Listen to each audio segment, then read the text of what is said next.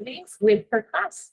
She'll get us started. Hi, I'm Chelsea McElveen, teach third grade at Lamprey River. I've got Anthony Berry, Adriana Caparella, and Gracie King here to talk to you about our Ellis Island simulation that we did back in December. Right? Oh, big. We learned about Ellis Island and immigration in our third grade classroom. We watched videos from the National Parks Association. Did you know Ellis Island is now a museum? Right, it's part of the national parks. We got to learn all about process at Ellis Island and how immigrants came to America. Immigrants traveled by steamship from all over Europe. When they saw the Statue of Liberty, they knew it meant open freedom. When they got off the steamship, they entered Ellis Island. There were different rooms where immigrants had to prove they were ready to enter the United States. Our third grade teachers created an Ellis Island in our classroom. We got to go through the different stations just like real immigrants did. We had to bring a suitcase with 5 important items to us because real immigrants could only bring what they could carry. We made passports and ID cards. We got to pick a country where we wanted to be from and pick our own immigrant character names. We worked hard to memorize our immigrant characters' information. We got our suitcases and passports checked in the registry room. Some kids got detained for having too many items in their suitcases. Others got detained for not having all their information correct. But don't worry, every immigrant passed through Ellis Island. In the medical room, we had to do health tests. We got our eyes checked as well as a physical test. We had to do good jumping jacks in the square. We also had to walk forwards and backwards on a straight line without looking behind you or falling off the line. In the legal inspection room, we were interviewed. We were asked 2 questions about our immigrant characters. I got asked how old I was, and I said 18. It was fun that I got to pick my own age for the simulation. Finally, we got to the money exchange room, where we exchanged our home country's money for American dollars. We used the money to get a train ticket and buy a snack. This project was fun because we got to see what it was like to go into different rooms. What I will remember most is that we went into different stations and we got to exchange our money. I enjoyed learning about Ellis Island because it was fun and many immigrants worked there.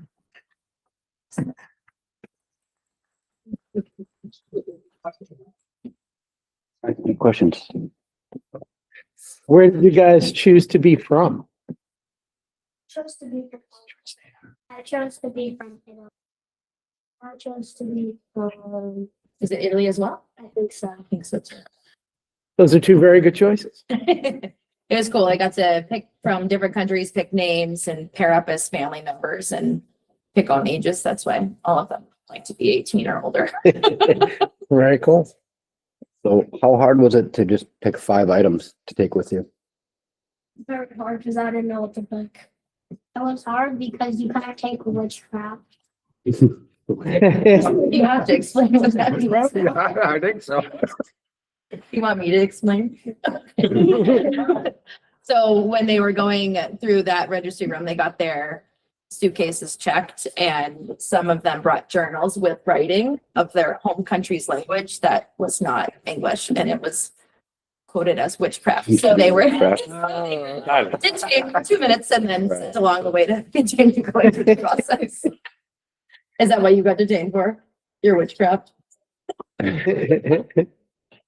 I'll give a shout out to the teachers because they were dressed in period gear as well and had video shown of Ellis Island and of the trains and what it looked like back then. And they really put a lot of effort into the whole simulation for the kids. And the kids are all dressed up as well. Some families are able to do it. So it's a really great experience. We've done it for a couple of years now.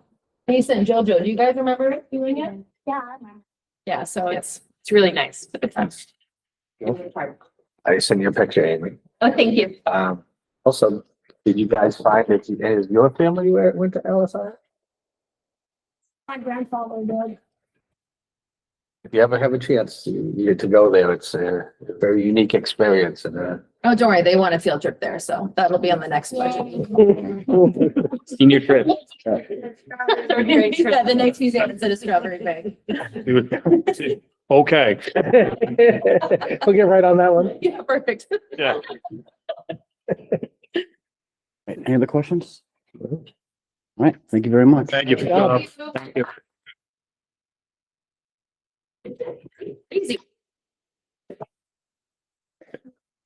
And we'll open up public comment. Anyone for public comment?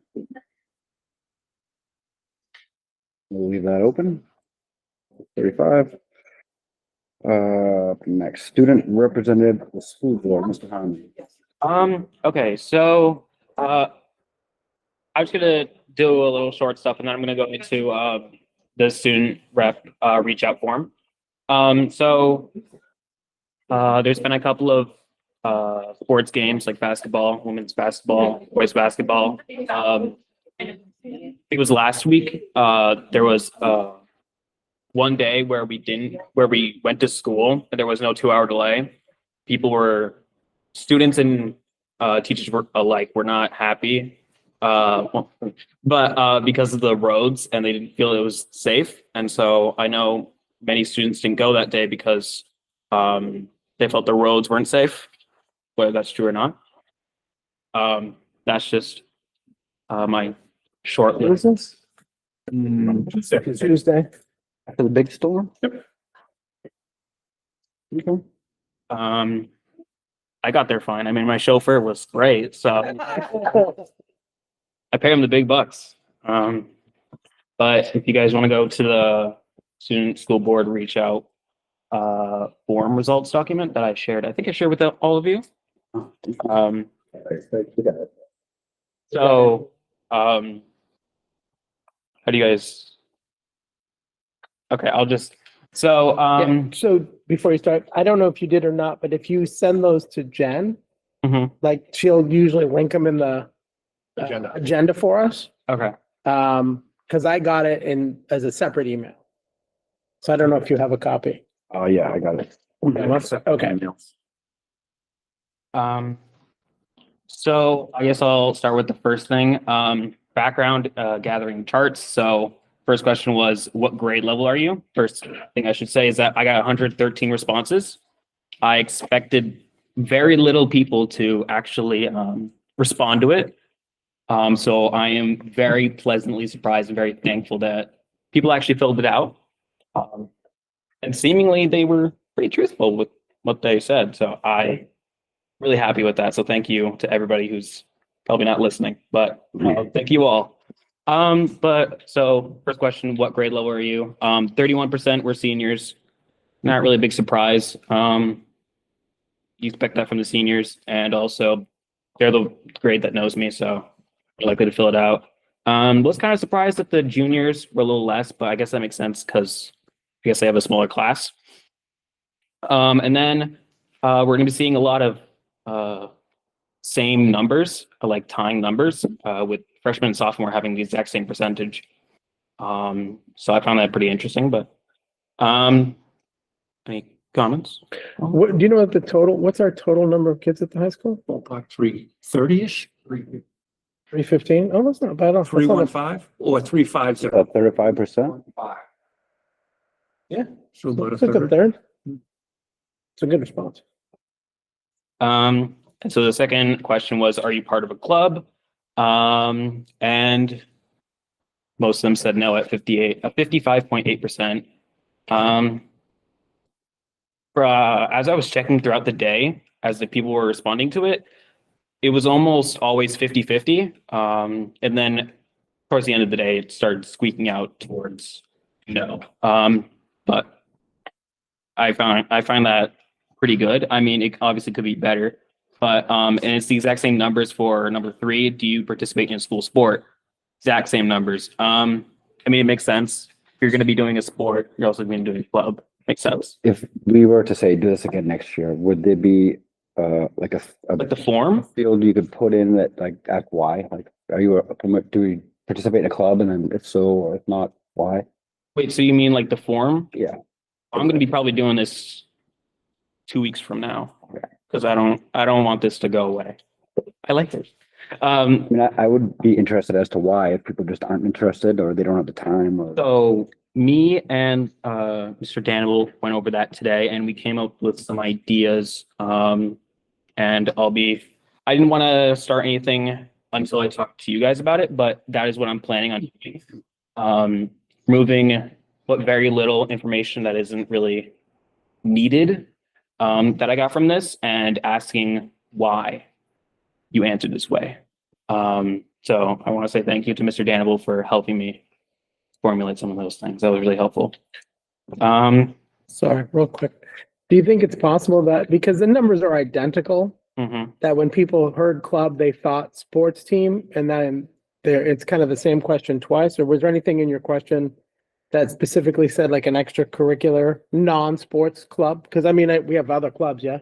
Um, 'cause I'd be interested if the kids, if folks were just sort of thinking, oh, club, school sport, same thing, but I would just expect a difference of some sort, but they're literally the same percentages. So it makes me think if they answered them in the same way. Yeah, I don't know. I mean, the questions that you see here are the exact same questions I asked. Oh, okay. But I don't know. Now on to the rating questions, the charts. So number 4, on a scale of 1 to 5, 1 being the lowest, how happy are you with the options for clubs that are provided to you by the school? We're gonna be seeing a lot of 3s out of 1 to 5 scale.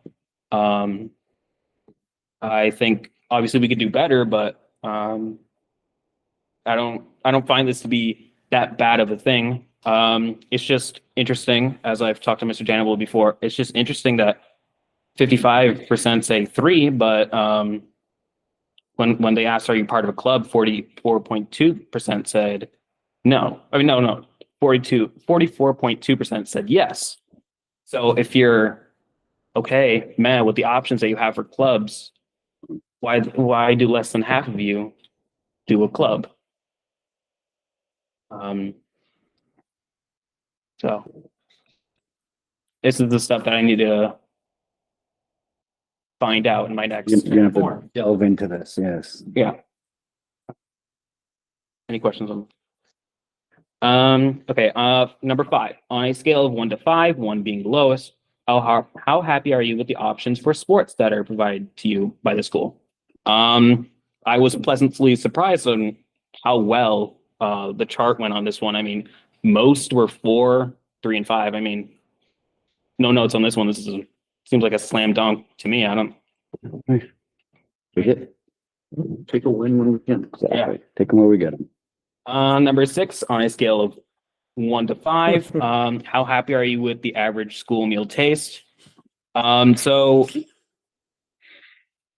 this one was a little bit done incorrectly. I don't know if this is actually a good question overall, but secondly, some people don't eat school lunch, and some people I've talked to when they were going over the form said they haven't eaten school lunch ever. So next time if I ask anything like this, I'll need to figure out a way to say I'm reached out. If you eat school lunch. Yeah. What if you skip to what if you stick with the same line of questioning? Are you happy with the options provided for school lunch? Yeah. Right, I mean, We'll give it number 6. 6 is, I don't eat school lunch. Yeah, or 2 questions. not applicable. Yeah. Yeah. Do you eat school lunch? Yes. If not, skip the next one. That's something like. Lots of ways to handle it. Numbers, yeah. Okay. Number 7, on a scale of 1 to 5, 1 being the lowest, how happy are you with the average school assemblies? When I was a freshman, I thought they were pretty lame, but now that I'm a senior, I like them. I think they're really cool.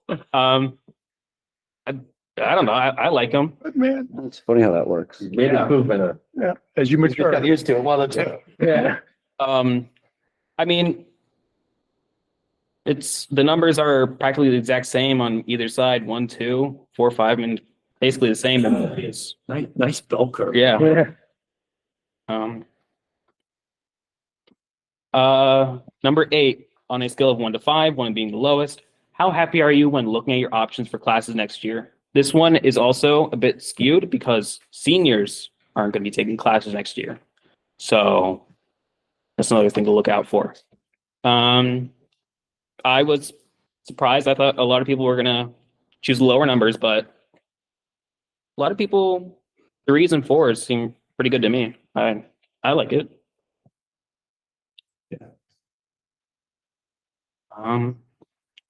So number 9, on a scale of 1 to 5, 1 being the lowest, how happy are you with the options you have as a student for reaching the school board? So this one, I think that people put 3 because they were unsure of the question for whatever reason. Maybe they didn't understand it. But since 3 has almost 50% of it, of like the total votes, that seems to me like they're just pressing the button and they're just skip the question because they're not sure how to answer it. So I've talked to Mr. Danable, and I'm going to try to figure out a way to reform the question, see if I can get a bit of clarity.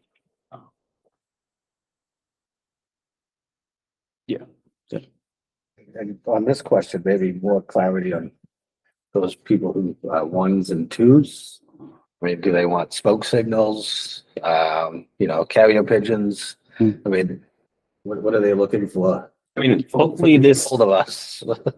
the form that I'm going to try to do periodically is, or whoever's next, hopefully that just eliminates 1 and 2 because this is going directly to school boards.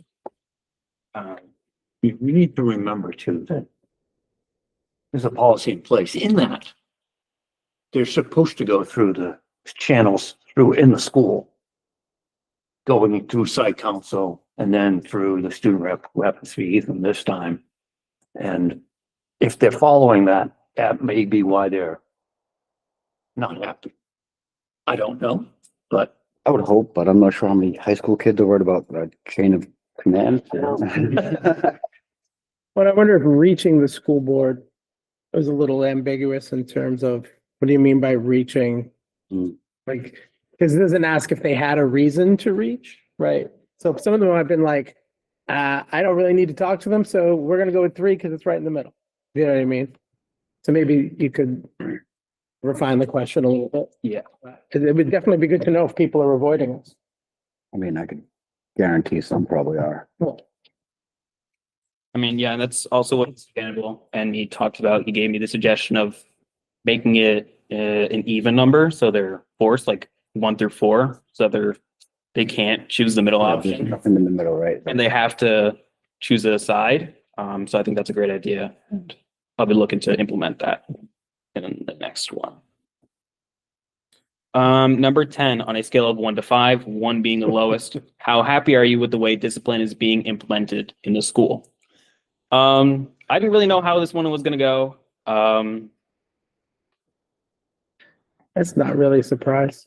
I kind of looked at this 2 ways. Either kids think we're being too harsh with them, or they want corporal punishment. It's one of the 2 because I mean, I can't imagine any kid's gonna say they're happy with discipline. Right? Because you're the one being disciplined. This, to me, this makes sense because the kids who are probably all answering 1 are the ones who maybe receive the most discipline and therefore they're not happy about being disciplined. it might be that the 70 kids who were 1 and 2 had to stay after school this week. Yeah. the other, the one that I think is, the other part of it is, I think that there might be students that are not happy with enough discipline, right? Well, the perception of, how students are disciplined. This- You're taking that it's not, that some kids don't think it's enough discipline? Or it's For other not properly handled.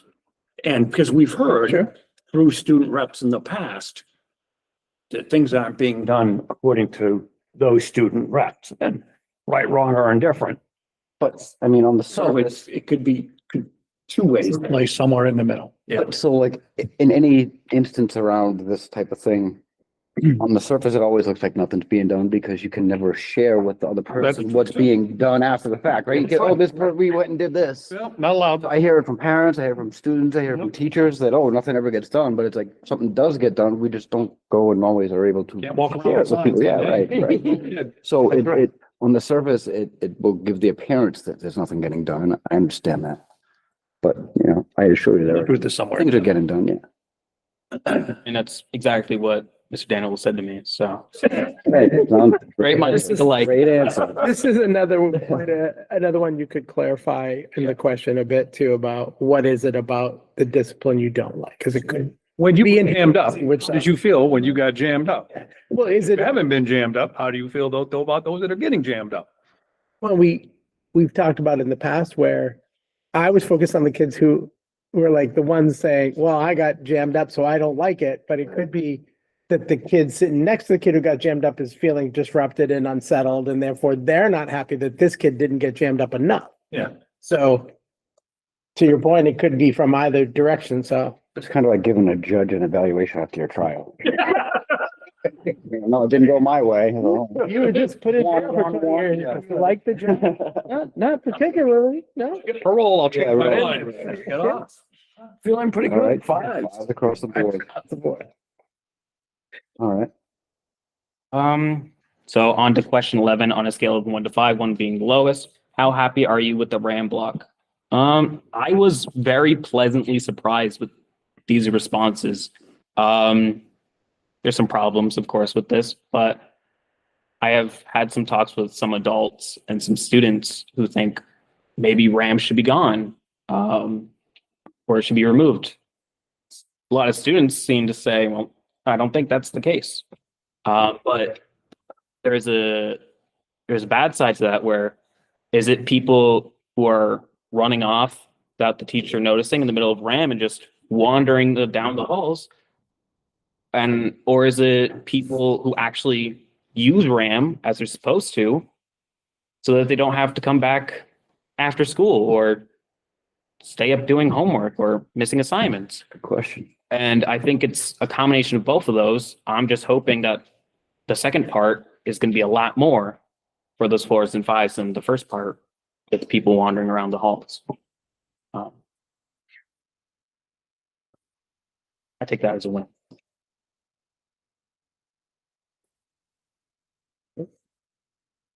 Then we're on to the last thing, which is potential future topics. Okay, so number 12.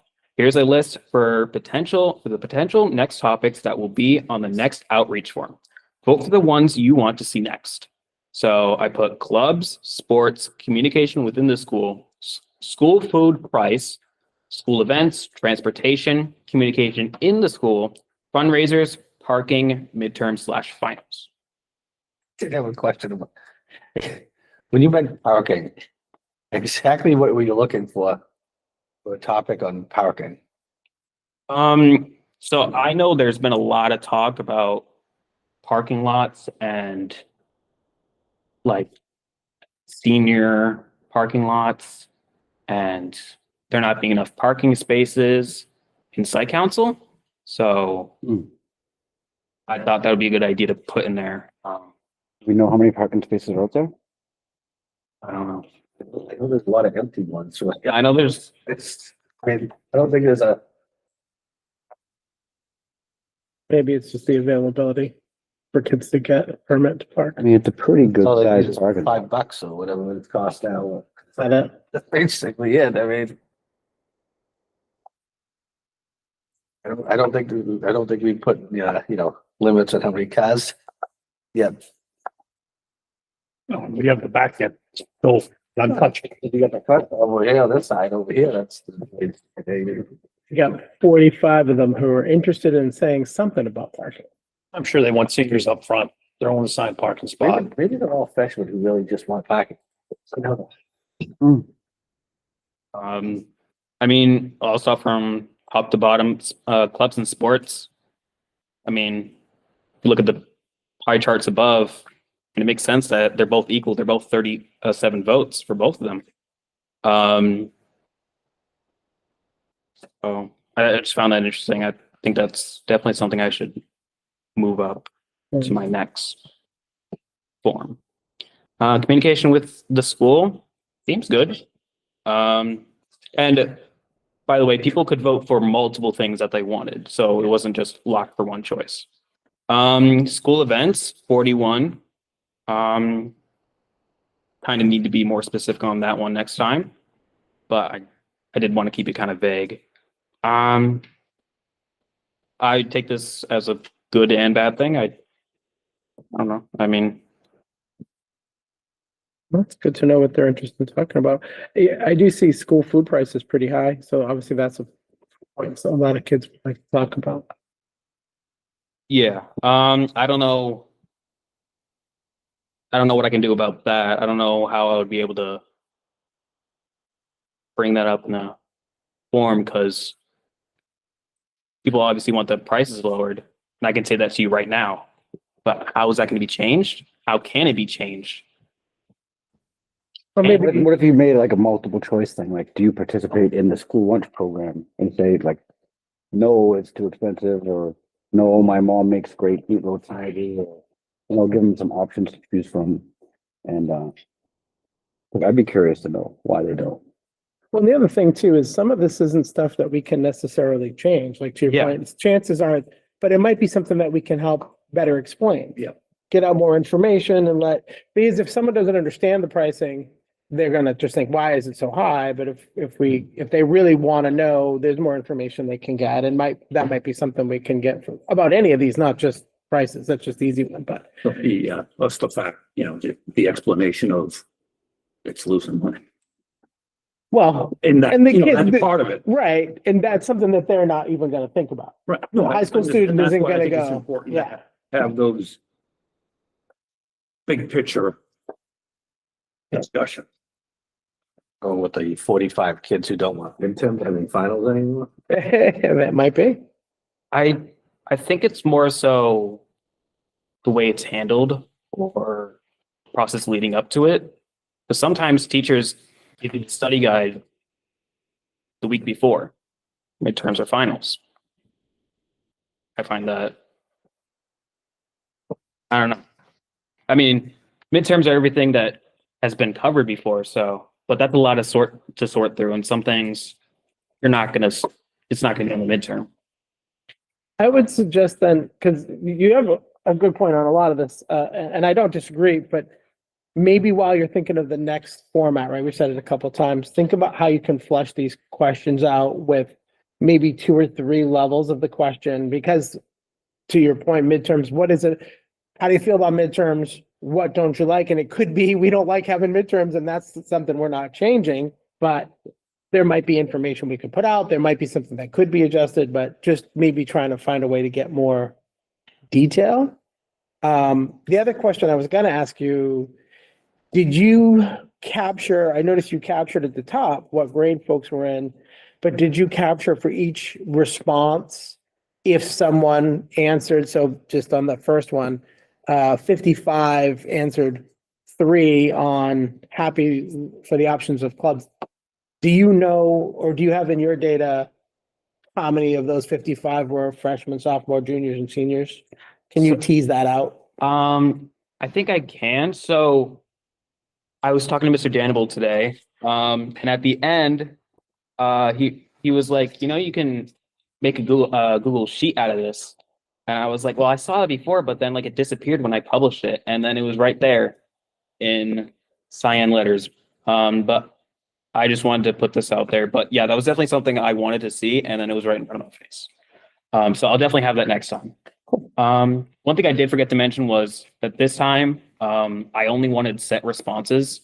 They couldn't answer for their own. Because, next time I don't really care if I get all that or whatever. You gotta deal with 110 write-in responses. It's a lot different, Yeah. manage. Yeah. Thank you a lot for your suggestions. Just gonna. Thank you for doing this. Thank you. Thank you. I did get a kick out. I remember when William was in 9th grade and he was complaining he just got his study guide 3 days before the midterms. And I went, you know what Dad didn't get when he took his midterms? A study guide. Think of that. Bet you walk through school in 9 feet of snow too. No, I didn't do that. All right, just to help. Both ways, both ways. I missed the bus at one corner. I did have to. go All right, well, you know. Catch the bus at the other corner. Yes. I just have one other thing, keep people together. I know there's a lot of, maybe not a lot, there are a few delving into those next layers. You know, and I mentioned this to you, but provided us a starting point. Yeah. Yeah, great job and, Yeah, I also wanted to give something to the next school board. I didn't get any gift, I get chocolate.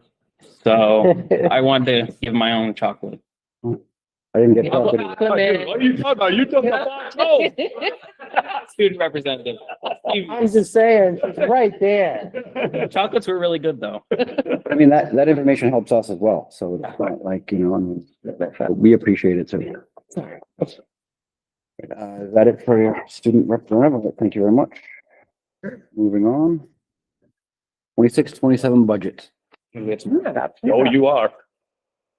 Yes. I asked to have this put on. And I had briefly talked to Terry about it. And my concern, and I'll lay my concerns out there, is that the budget we have takes it all, the budget cut was all from the lease payment. And as I've talked about in the past, we're obligated to pay that, so there's no way around it. And I believe that we should look to get the number higher than what it is, the budget. And my concern is, if we take it, the money, per the suggestion of the person that made the cut in the budget committee, you know, oh, you can use the CRF funds. Well, the problem we have is those funds, as we've been told, aren't sufficient. And as we know, clearly, we're raising this year, if we're successful, just over $1 million in new appropriations. And according to the needs assessment, if we were raising the appropriate amount, we'd be raising 6 million.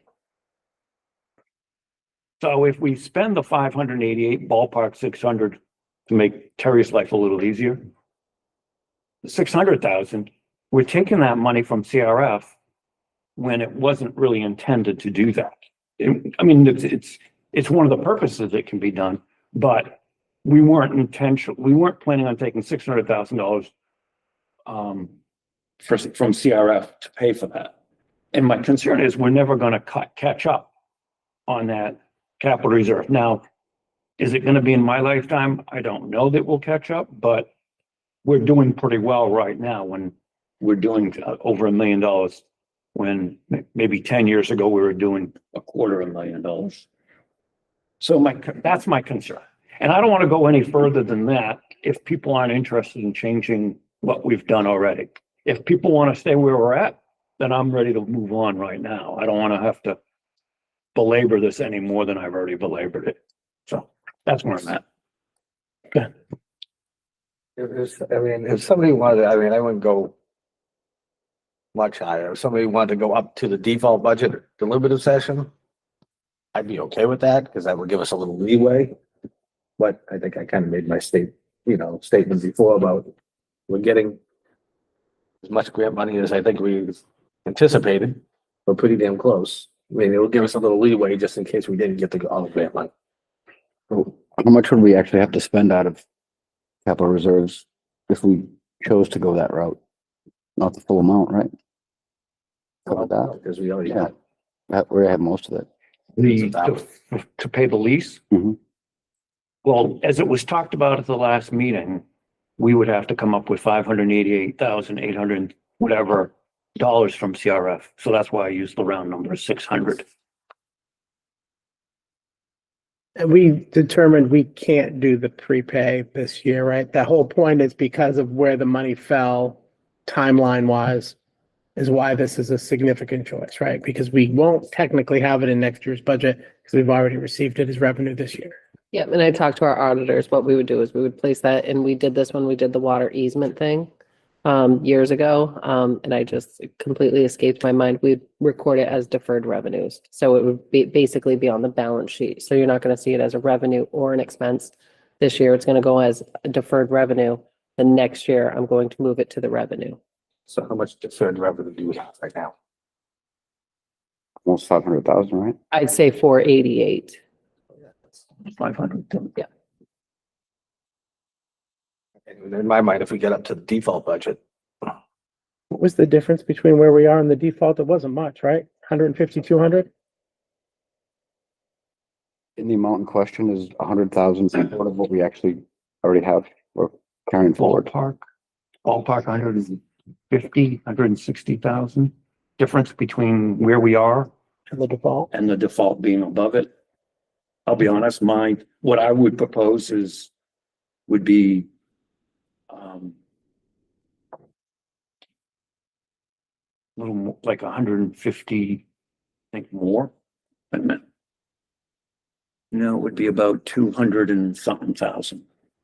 I haven't. To go up from where Above we the are. default, actually. Oh, above default. That's me. Again, I didn't want to have a long conversation if everybody says, hey, I want to stand pat. So that adds what, 300 to the operating budget roughly?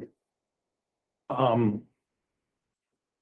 would add, I thought I had my math done. So- recently, and I thought it was 150 and then another one was 160 Yeah, my- difference. And I would add propose, 150 right over. now, the budget is 32,121,000. I'm proposing 32,442, almost 443. So it's about 310. 310 more. And the And cut I'll was, explain if we get that far where I'm doing what.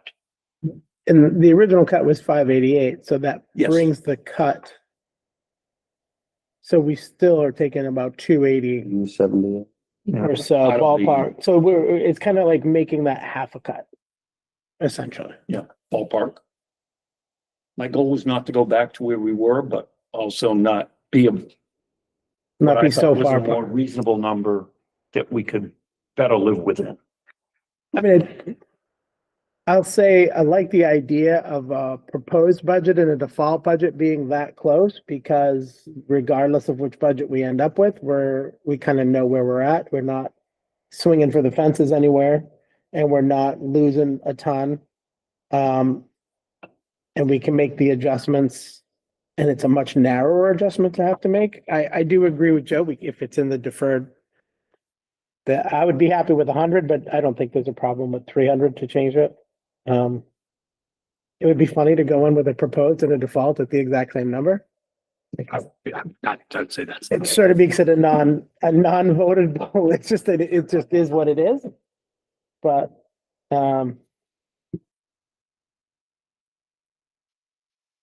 We need a motion for this or? Well, I'm just looking to find out where everybody is, because I don't want to go through it if we're not going to change it at all. And I know Joe has something to, Joe. I mean, I can justify going up to the default budget just for the sheer fact that I can sit there and say, we have this much money. And the difference is about what the cut was, just in case we don't get anything. Realistically, I'm hoping we get the rest of it soon. Or by whenever the payments due next year. But that gives us the leeway to sit there and say, yes, we can do as the budget committee asked us. I know we're not beholden to that. But I think it was a good idea. We already know we got some, and it gives us that leeway where we already know we have that little bit extra to cover just in case. if something So happens, the issue is that the cut he made and the intent that he made it essentially, from my understanding, is it was about 100,000 more than we currently have, so. Right, that's the situation. He cut it Well, he cut it for what the difference was between the balloon payment and the. 588, Yeah. right, something like that. And what we normally pay every year Two was thereafter, 56. the next 12 years or so. Yeah. Can I say something? Or Okay, so no matter what, our lease payment next year is $846,839. Mhm. Okay, they cut the 588,839. Mhm. We are receiving the $500,000, but I still have to make that payment. So in my eyes, we're kind of short $346,000. If you look at it that way, 200 of it is from savings. Year after year. the savings is already in here. That's right. So everyone accounted for what I mentioned when I did that presentation is we no longer can count it. It's in there. It's done. So we can't say, oh, we got to raise 256. We got to raise $50,000 because our electricity and our fuel oil and other savings have been reduced by 200,000, which was in this proposed budget. Because I went with Todd and Marjorie. I said, you better come up with $200,000 in cuts in electricity and energy because that's it. And they did. So granted, we have to pay that 300, but 200 of it is in savings. 50 of it, yes, we have to raise because we were not, when the projections were made and they were conservative, they only saved us $200,000 a year. So we knew going in, we'd have to pay, again, approximately 56,000. So yeah, we do have to come up with that, but that should be in savings. So we do have to pay it, but it's in savings. So you're saying And if we don't hit that savings, we're guaranteed if we don't hit the savings by 80%, they make it up. That's in the contract. so you're saying the number in your mind is more the 588 plus 56, Yes, not the because 250. we already have it in savings, supposed to be. It's goofy math. Yeah. And I see where she's more black and white, where I'm like, wait a second, this is where, and if we don't prove it, if our electric bill goes up, if our fuel oil goes up, I'm like, we're not saving 80%. Right. So then they have to cover that. Yep. Anything over that amount. And you can guarantee, that they were conservative because they're not in the habit of writing checks for $200,000 because they didn't make the savings. Now, volcano happens, the sun doesn't come out for the next 6 months. Let's hope we have bigger. I'm just, Yeah.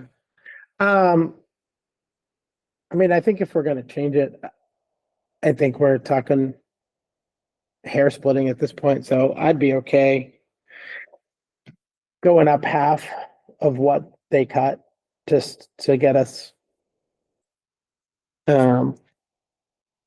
closer to the right number without having to how do I want to say it? I don't want to try to put it all back in because that will sort of spark probably other problems, but So I don't want to leave ourselves short either. half of what they cut is what, like 290? And you want to add 310? So that's cool. Yeah, I'm good with that. 310's all right. So, I think that's all right. sure. I mean, at the end of the day, it doesn't matter. We can decide to try it, but we'll find out on Yeah. Saturday if it actually goes.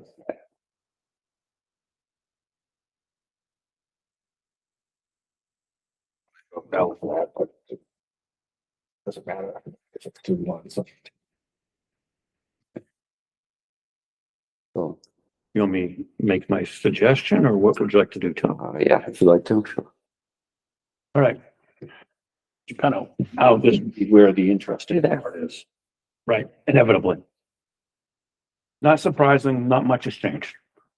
I would eliminate a fourth and sixth grade teacher, and I will reiterate that. So hold on, sorry. I thought we were, before you finish, because I'm gonna vote no if we're gonna start talking cutting teachers Okay, again. then let me finish. And then you can say no. I thought we were just adding money back in, not cutting teachers out. Well, we have to, we can't just add money in. We have to, as a board, elected board, we have to say, we're adding money back in and this is where we're putting it or we're taking it away, whichever way you want to look at it. And what I'm suggesting again is we're taking the fourth grade. We have 15.6 next year students to teachers. And the goal is 22. And if we eliminate a teacher, we'll still be at 19.5 to 1, well under the 22. So that's my justification. Eliminate the sixth grade teacher again. Currently it would be, or next year it would be 16 to 1.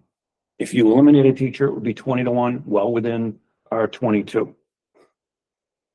The salary and benefits, we cut 150. I would suggest we go to cut 150 more. That's what I'm nervous about, John. I'm not, because again, if you look at our slide where we're additions to our operating budget, all those positions we're adding is over $900,000. And why are we adding that? Because we have them currently, we're excluding the SRO, which is $50,000. And if you add that in, we'd be over on salary by a few $100,000, couple to 300,000. Okay. And that's why I'm not as nervous. And then I would add a behavior coach at the elementary school, because I strongly believe that we need to even get a better handle on the behaviors at the elementary school. And that's in the amount of 69,740. So what is the current student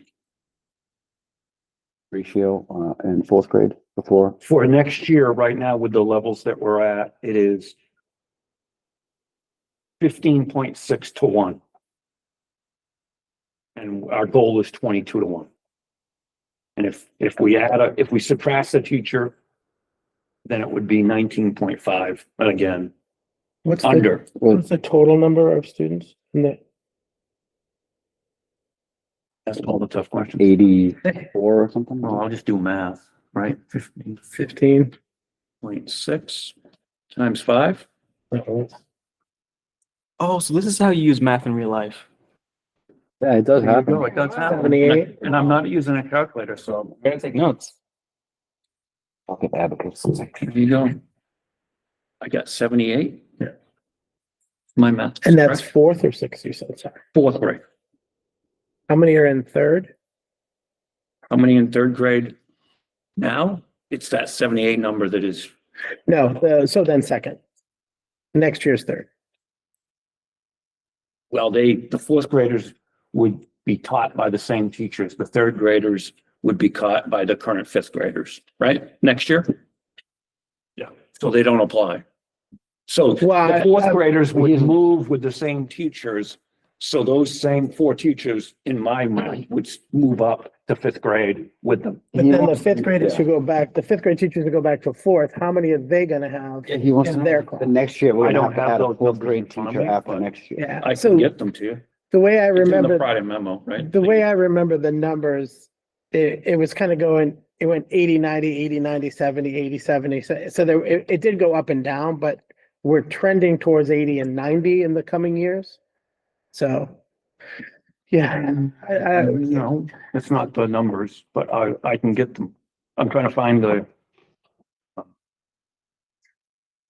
last Friday memo that we had for the enrollment.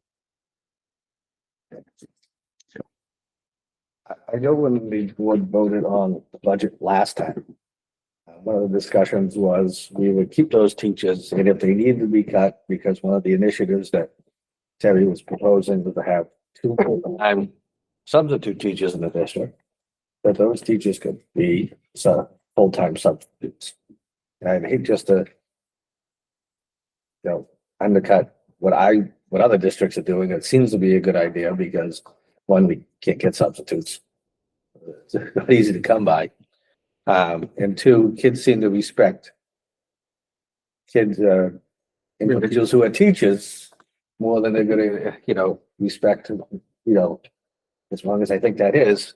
But me walking in off the street, not being a teacher, trying to go through a syllabus or whatever, and having a teacher come in, knowing what that teacher needs, or having done it before, is much more advantageous than me doing it. So, Do you want your enrollment numbers? Yeah, the enrollment for current second grade is what can you you're give me asking? like first through fifth? First grade is 84. Excuse me, kindergarten's 84. First grade is 84. Second grade is 66. Third grade is 77. Fourth grade you want is 93. Fifth. I didn't see it going that way. Yeah, we've got big gaps Yeah. depending on the year, and that So- happens.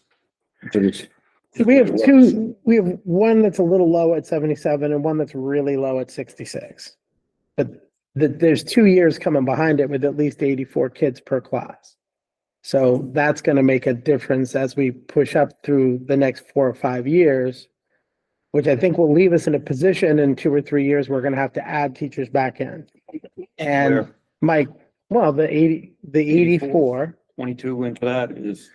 Well, 22 is. 21. So the other thing is, you keep saying 22 is our target, and 22 isn't the target, 22 is the max. I'm allowable by policy. I'm not always shooting to max, so I'd like to see them smaller rooms. It doesn't have to be 12 or 15. But I think 18, 17, 19, that's a decent number. The teachers have already expressed that sometimes even at 16, 18 kids, it's sometimes unruly.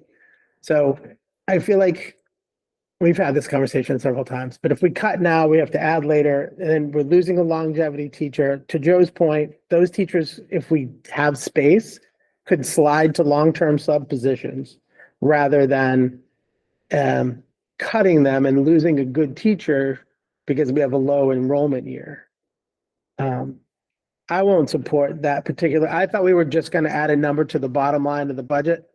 I didn't realize you had a list of cuts, so I can't support anything that's going to cut teachers at this point.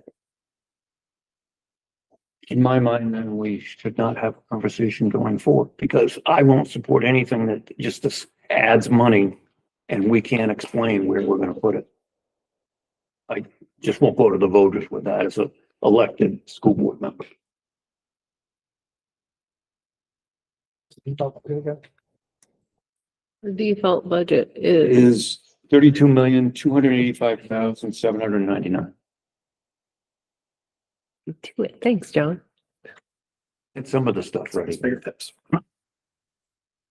So. I take it.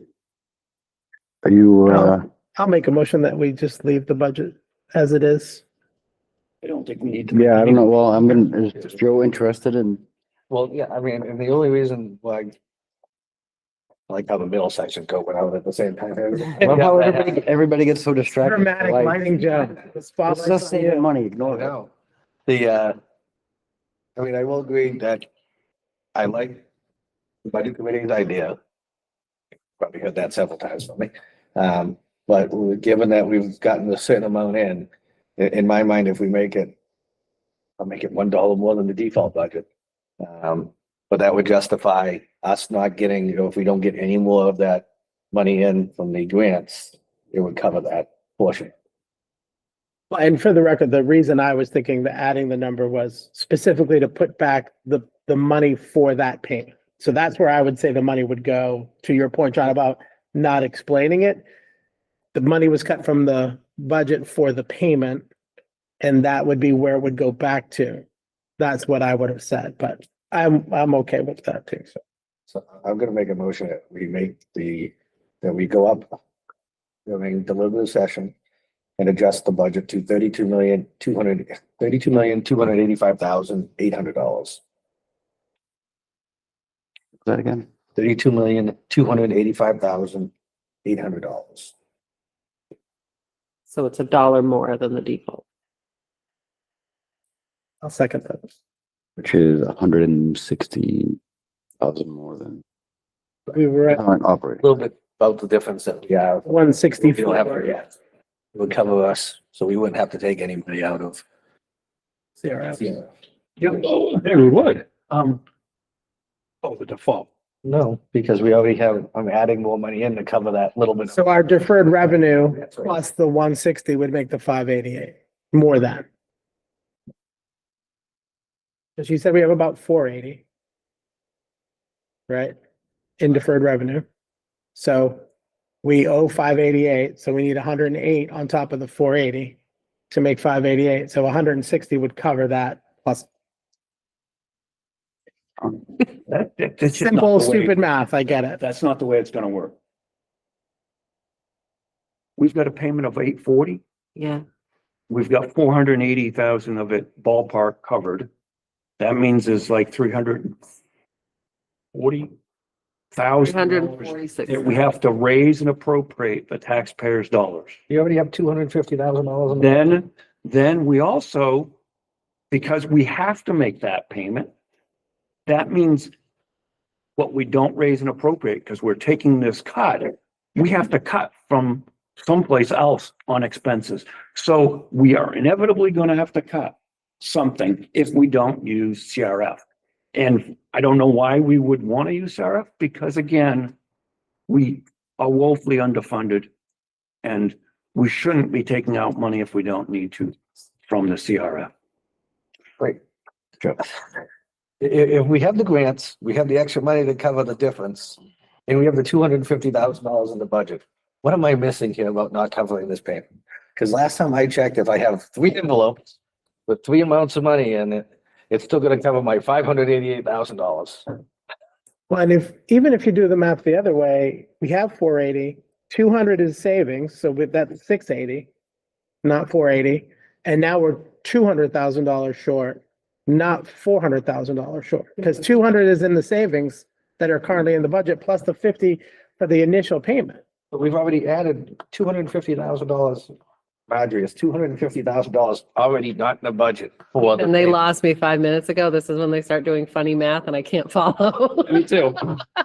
So the question is, So in the default budget, our electric, fuel oil, all that, what's that number? Is that number at a savings number or is that number at the previous year? you're gonna have to give me a second. I Sure. do not have I believe the, that I was don't, it doesn't reduced, matter right? what the expenses are, but that's where the savings is. No, it doesn't matter. so Because we have to raise and appropriate tax dollars above and beyond the $480,000 to pay that $840,000 amount. And that is, 480 is 340 and, no, actually 360. $360,000 from taxpayer money will go to that. I think what we're But trying we- to say, John, is some but of that's we're already also- being raised and appropriated as part of the default budget. So you can't raise and appropriate it twice. Nobody, well, because we're either gonna get the operating budget or the default. So we get it one or the other, it doesn't matter. You still have to raise and appropriate tax dollars to make that payment. Which means, and we have to make the payment, that means also the revenue that we thought we were gonna use for something else isn't there. That something else has to be cut. Can I ask real quick, Marjorie, is in the 32,121, the current budget that we have after we got the cut, in that budget, is there a line item that either includes the savings or the full payment for this year's payment? the lease was reduced by $588,000. And we did not touch the savings. So there is a savings in there of a total, but you have to keep in mind, I have elementary school, SAU, all of that stuff in there. So the total overall savings in those propane, electricity and oil lines is $150,000. And how much is in the line item for the payment after the 588 reduction? How much is the payment just for, do we have? Can we just- just answer one question? Yeah, hold on. You didn't answer my I question. won't, and Stephen, you didn't even answer my question. We got 6 questions here. We got to answer one before we can move on to the next one. I mean, how is the payment for the lease inside our budget for 250, whatever? Correct. How much is that exactly? $258,000. Okay, so we've already raised and appropriated 258,000 in the current budget. So we don't have to raise and appropriate it twice. How much do we have in grants? $488,000. 488. 250.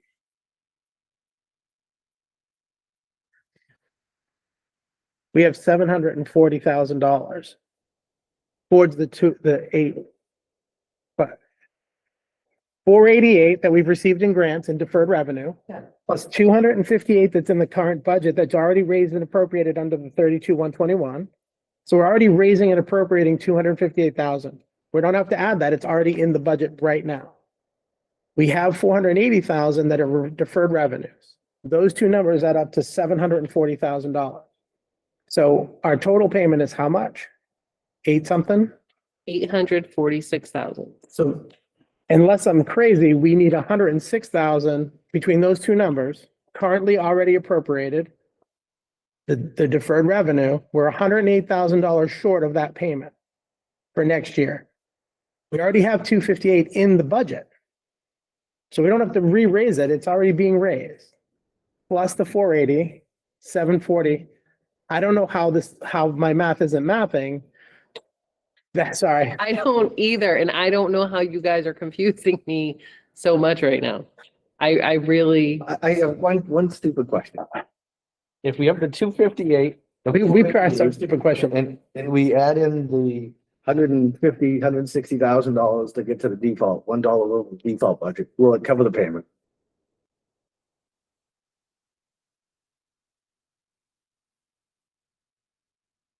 I don't think so, because I show that you're 346 short. How are we 346? That doesn't make any sense. So if we raise and appropriate 258, how are we 346 short? The total payment is $846,000. Yes. Can you guys write that down for me? 846. Okay. Yeah, I need this like right. 846, 839, Okay. okay? The payment that we have. And I was using the revenue, because I couldn't change it at that point, of $500,000. Ignore the 488. Because my estimated revenues was $500,000 for the grant. That's the deferred revenue you were talking about. Correct. Okay. So that's the deferred revenue. But we still have to make that payment of 846, 839. Yeah, but there's already $258,000 in it. There's a full payment already appropriated in this budget of 258,000. So we're already raising 258 of the 346. Sometimes wish I had a chalkboard with me. According, I mean- that's why I asked what's in our budget line. We have a line item for 258,000 for our typical payment. They cut off the balloon payment, but our 258 is still in next year's budget as of today. Is that correct? Okay. So of the 346 we're short, we're raising and appropriating 258 already. So that's roughly, oh God, I don't want to go roughly. Should be about 106,000. Yeah, I'm just saying, just 740. 346, 839 minus 258 flat, because I don't know, it's $88,839. More than that. Would you just have 106? Didn't you have 106? Who came up with 106, Joe? I suppose that. No, someone just came up with 106 there. Who was that? You weren't. He said 106. I come up with this. We have $258,000 in the budget right now. We have 488,000. We already know we have in grants, Yeah, guaranteed, already sitting there. That comes up to 746.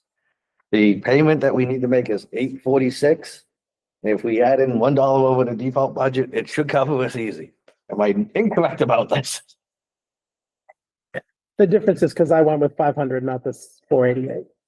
So I honestly, I don't even know anymore. I am just stumped. So we have, Tell me what you want the I bottom just line don't know number to how be. I don't know how I'm adding this up wrong where we're still I short. think the conversation too is, John is insisting we have to cut something, and I guess Joe and I are at this point where I don't understand why we would have to cut if we have deferred revenue that we know we can use for this payment. I know it's not in this budget, it'll be in the next one, right?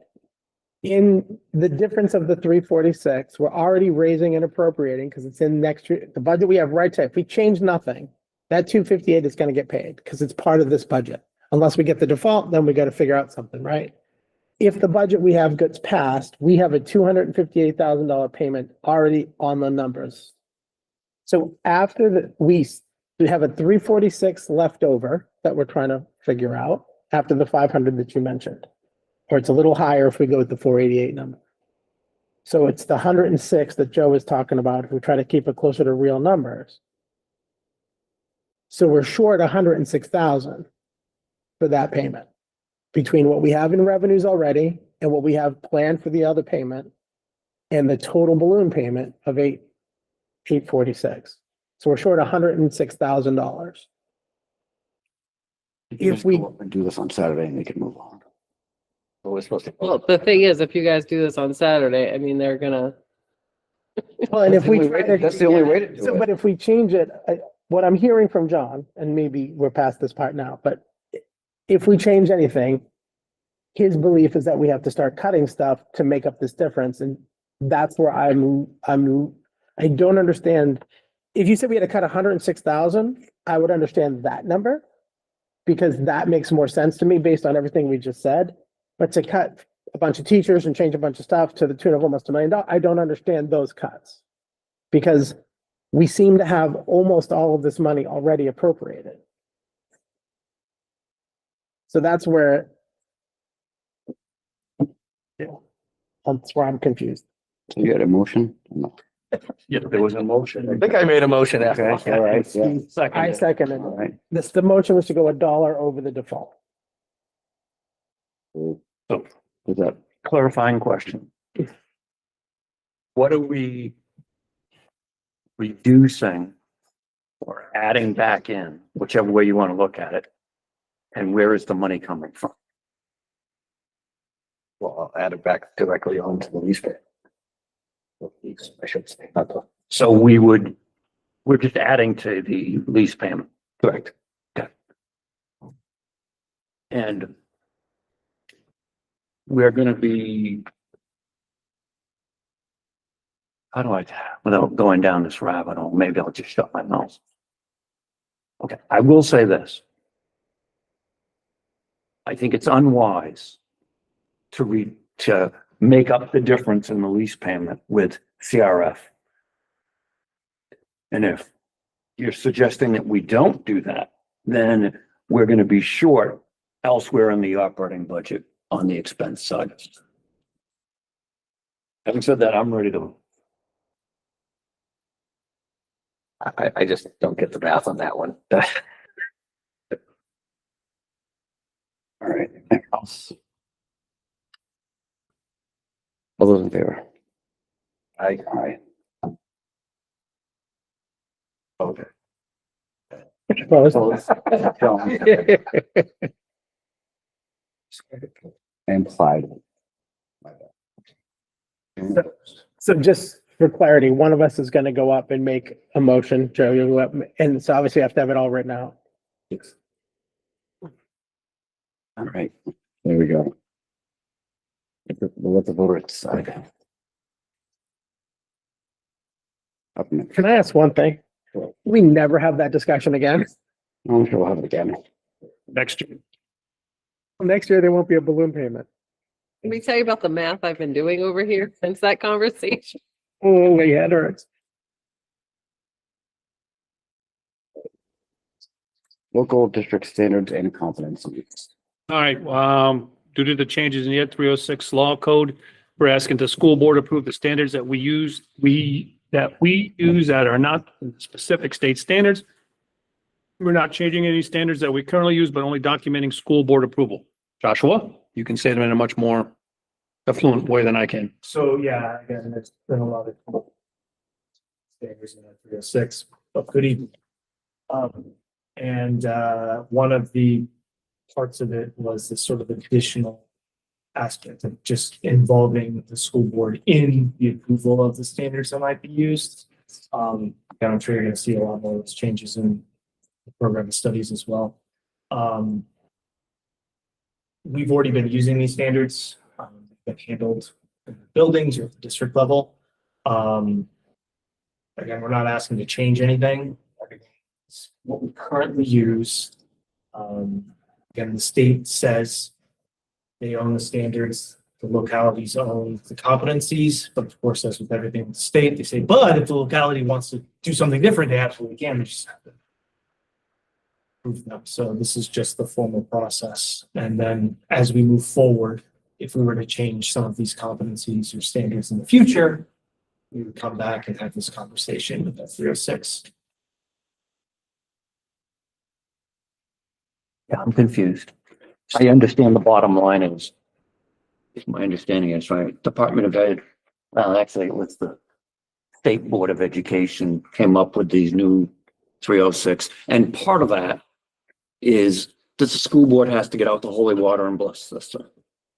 Pretty much it. Now you have to approve it. Yeah. And it was implied that we were approving it, everything up to today because we didn't object before. Correct. I just, Thank I'm gonna take a, you know, cut your, put a little, yep, got it? got it. I just, Yep, okay. Glad the state gave us this one instance to let us chime in on what we can do. what we're already doing and. Yeah. So I'll, yeah. John. Just to clarify, the motion is to approve local district approved academic standards. Is that correct? Is that what you're looking for? Yep. So moved. Second. All right, second by Joe, discussion. All right, all those in favor? Aye, And Steve, Steve is, yeah. Steve stepped out, so it's just a 3-0 vote. 3-0. I like how you're looking at it. 3-0. Oh, you know, your voice projects way better. Josh. Don't go anywhere. I know, I know.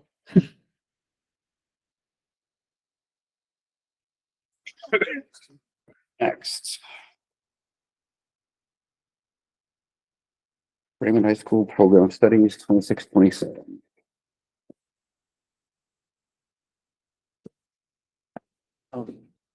Before we start, we'll make this request, as we've always done, but we didn't do it this year.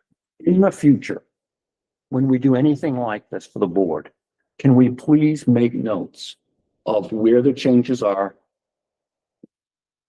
And because it's easy to find the red, Cover sheet. but the strikeouts are difficult to find. So if we're told in the beginning on page such and such, we delete this. You want, I'm just asking, John, the strikeouts and the The additions Got it. in the future. And that's how we've normally done it. Just this year, we just didn't do it for whatever reason, but thank you. Isn't that how we do the handbooks too? At the beginning, we have a list of the changes. Don't forget that next year, Peter. Write it down, right? Make sure you find that notebook. Exactly. I hear you there. I just ask why, just because like when I don't know what format you guys get this in. Why am I asking for that request? Yeah, It's something we always receive. It makes our life easy. They know it went away. They want, that way they see, I can go through 70 some pages looking for changes. I can go to page 9, I can go to 10, I can go to 13 because they're all marked out. Or I have to go through every page so just like listing the page numbers. of the changes that are made. Kind of like an index, is that what you're saying? Yeah. And again, if you look at last year, I think it was done and like Tony Like said, the handbook, I thought we anything. have a whole list of all the different changes to go through. that's easy. Page 4, we got rid of this, we added this. Page 9. Yeah, okay. Like an index. Right. Yeah.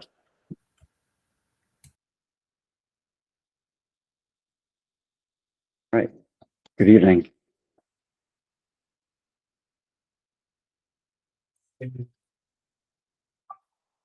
Got a copy of our proposed program of study for the 26-27 school year. Do you want us to go through like page by page or hit the big changes? Wherever you make a change. Any major Maybe differences? Can you tell us the page 2 again? First thing is on page 8, graduation requirements. So since the new requirements would be Ed 306, new law, which will pertain to the student coming in as freshmen next year. So at the top of page 8, I just had to change because it's not 2028 on, now it's only 2028 and 2029. Because then on page 9 is the new list of graduation requirements for the class of 2030. Original year of graduation, 30. When you folks are done on page 9, I have questions. So if you're done, that's fine. I'll ask now. And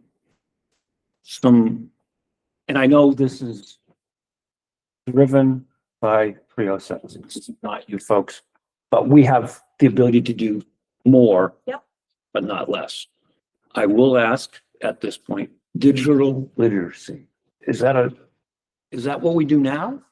Or is that gonna be a new class or classes? No, we require 1 credit of digital, computer science or computer Okay. literacy. I just The wanted, wording is new with Ed 306. okay, that's what I was trying to understand. Next up is, English. We're saying we're only gonna require 3.5 credits. Is there a reason why we don't go with 4? Like we have been for decades?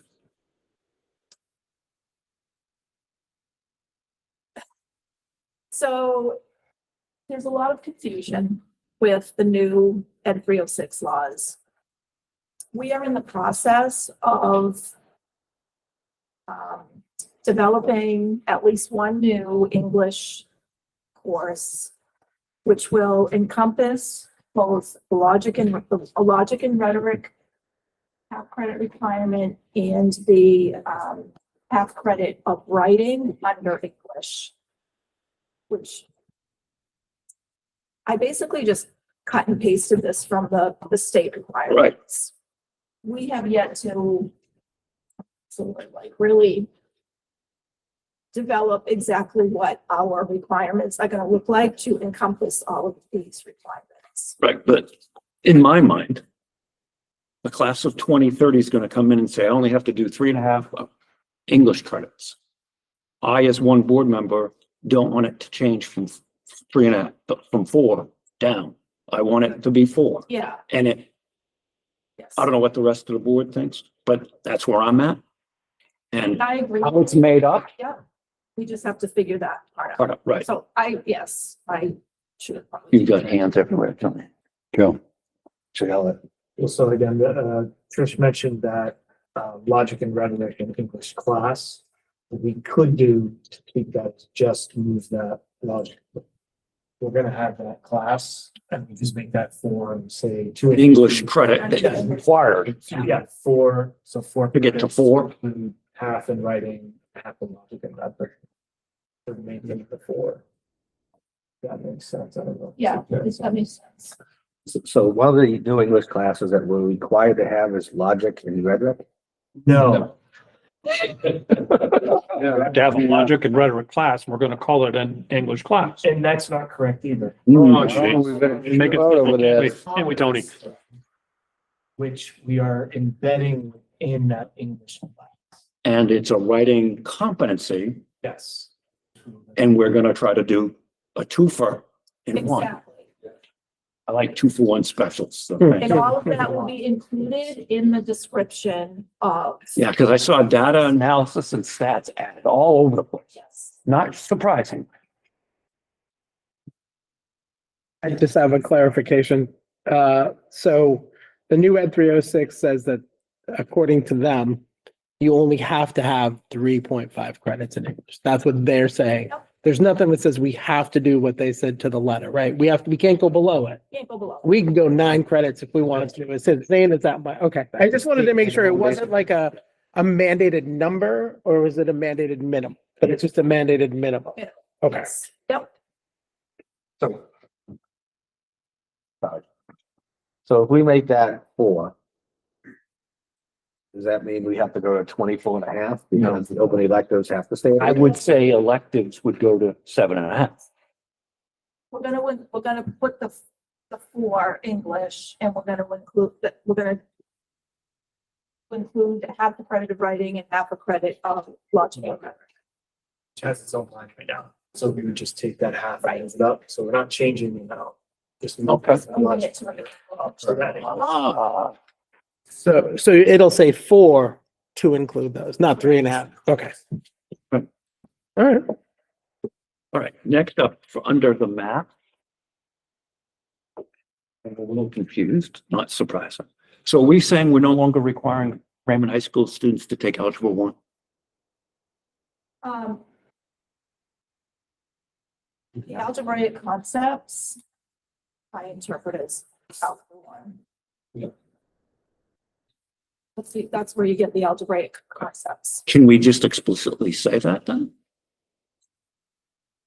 I think what John, because we used to have an algebraic concepts, and it wasn't algebra 1, if I remember correctly. I don't remember. Did. Oh. Yeah. Yeah. Would it make sense? I mean, just so that it's everybody at home that is looking for algebraic concepts and they're not gonna find it. And are we saying we're no longer requiring geometry? Geometry is not currently required. Sorry. So students are required. Oh, that's right. You are right. Yes, no, I'm all set. Because it is only algebra 1, and then there are, to others that are- yeah, okay. Thank you. credits. You might have a problem with that. Hold on. Like, we're now teaching geometry? Oh, we're teaching it. Yeah, just Whether not it's called required- geometry. No, just It's just not on the list of requirements. required. Okay, as So, long as we're teaching it, Just that's like- all I care about. And it is, that's the way it is today. The would they know? Students do take geometry. There are Yeah. some few students that do like a pre-algebra type class, algebra, and then they might do consumer. And then it reads here in the red under mathematics, physical science students will meet the half credit in statistics data analysis. Or actually is it really upon successful completion of algebra 1 and physical science? Yes. We'll get that half credit? So Well, they will meet the competencies. tonight, can we not dance around that night and just say, because we're talking about credits. Right? And I understand the State Board of Education loves their competencies, but until we change, we still require credits to graduate. Is that fair? Right? Yes. The state board connects those credits to competencies now, not to necessarily those courses. Well, that's fine. But if you look at our student handbook and our program of studies, everything refers to credits, right? And if we want to change it to competencies, that's a different story and a battle that I don't know if I want to endure again. So, What we have to do in order to meet the requirements of the 306 is we have to explain where students are meeting those credits. So if it's in the program of studies, like it doesn't necessarily need to be on a transcript that they have a half a credit of data analysis and statistics, because in the program of studies, it's described where they are meeting that requirement. so I guess what I'm trying to understand is if I take algebra 1, I get a credit. And I take physical science and I get a credit. So I've got 2 credits. Are you saying I really get 2.5? No, we're saying that you meet the requirement of the half credit statistics and data analysis. I don't know if it's right. I mean, So it doesn't change the total number of Okay. credits required. So, It's in just essence- giving you a competency without a specific class. Correct. We have to tie into something, and in order to tie in something, the completion of algebra 1 and physical science meet that competency requirement that the state is saying through Ed 306. So just, sorry, John, I'm gonna jump in on No, your that's question. fine. Just so, because I'm with you on this one, but so if I chose not to take algebra 1 and physical science, if I could get away from taking those 2 things, in order to meet the competency for statistics and data analysis, I would have to take a specific statistics and data analysis class. But everyone has to Well, but take you algebra can't and everyone has choose to not take. algebra. I'm just for the sake of the math and the credits, the swap there is, I could either take it as a separate class or I could take it as embedded within I get the competency credit, which is probably a bad blending, by having it in those 2 classes. yeah. Okay. Theoretically, yes. Okay. Next up. Currently, and I'm not saying, I don't know if 306 addressed this, that we have to take math or a class that applies math for 4 years. Every year you're in high school. So if you're in here for 3 years, you only have to do it 3. If you're in here for 4, it's 4, 5, it's 5. Does that requirement still exist? Yes. Yes, it does. You have to engage in that. Then we should make note of that, that we are requiring, or it is required. It's listed under the math, but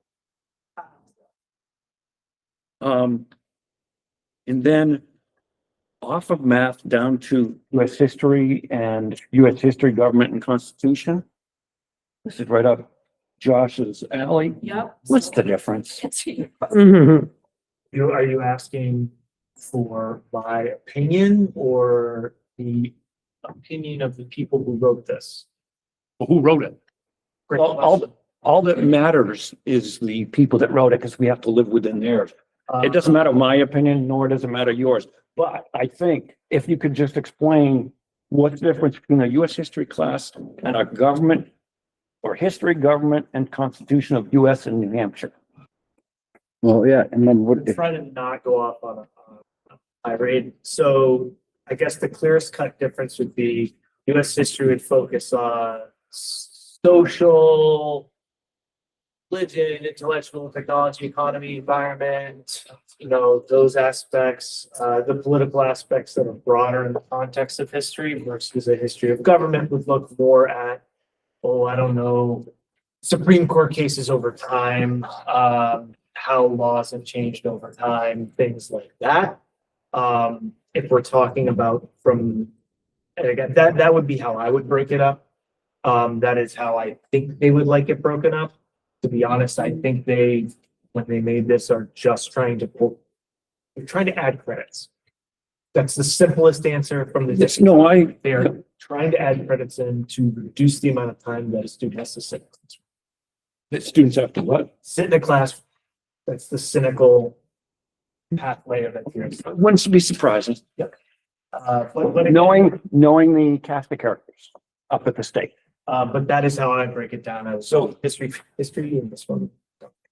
We're right now saying, and this is where I'm confused. Right now, we have to take US history. And that's a full credit. And integrated in there, is there New Hampshire history or is it just US history currently? It's great in that. No, I'm just saying currently. Okay, let me say going forward at some point, we have to change our history to reflect that. Yes. And when do students in the freshman class start taking history, US history? Sophomore. So we've got a little time to. Yes. Okay, that's what I was trying to partly get to is, I also am concerned about taking US history and getting down to a half credit course, one semester of US history. Because as it was demonstrated to us again, at our last board meeting, students going into high school don't know a lot about the Holocaust, which is scary. That we have students coming into a high school that we don't know that. And here we are taking time away from teaching our history. So New Hampshire history, I know we all love to, pinpoint just our states these days. Exactly what are they looking for? Can we just have, Al Franklin Pierce is considered one of the worst presidents in the entire country? Well, yes, hey, I'm not gonna put up with the anti-rhetoric. buddy. You're out of order. You're out of order. So it's likely that US history will remain that full year. Again, it will house the US history and history competency credits. Credit.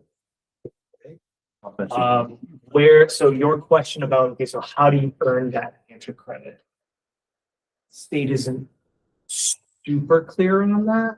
surprising. So again, I think if we're making a good faith effort, if we develop the competencies here in the building that we say meet those standards that are in C3, frameworks, we will hit that.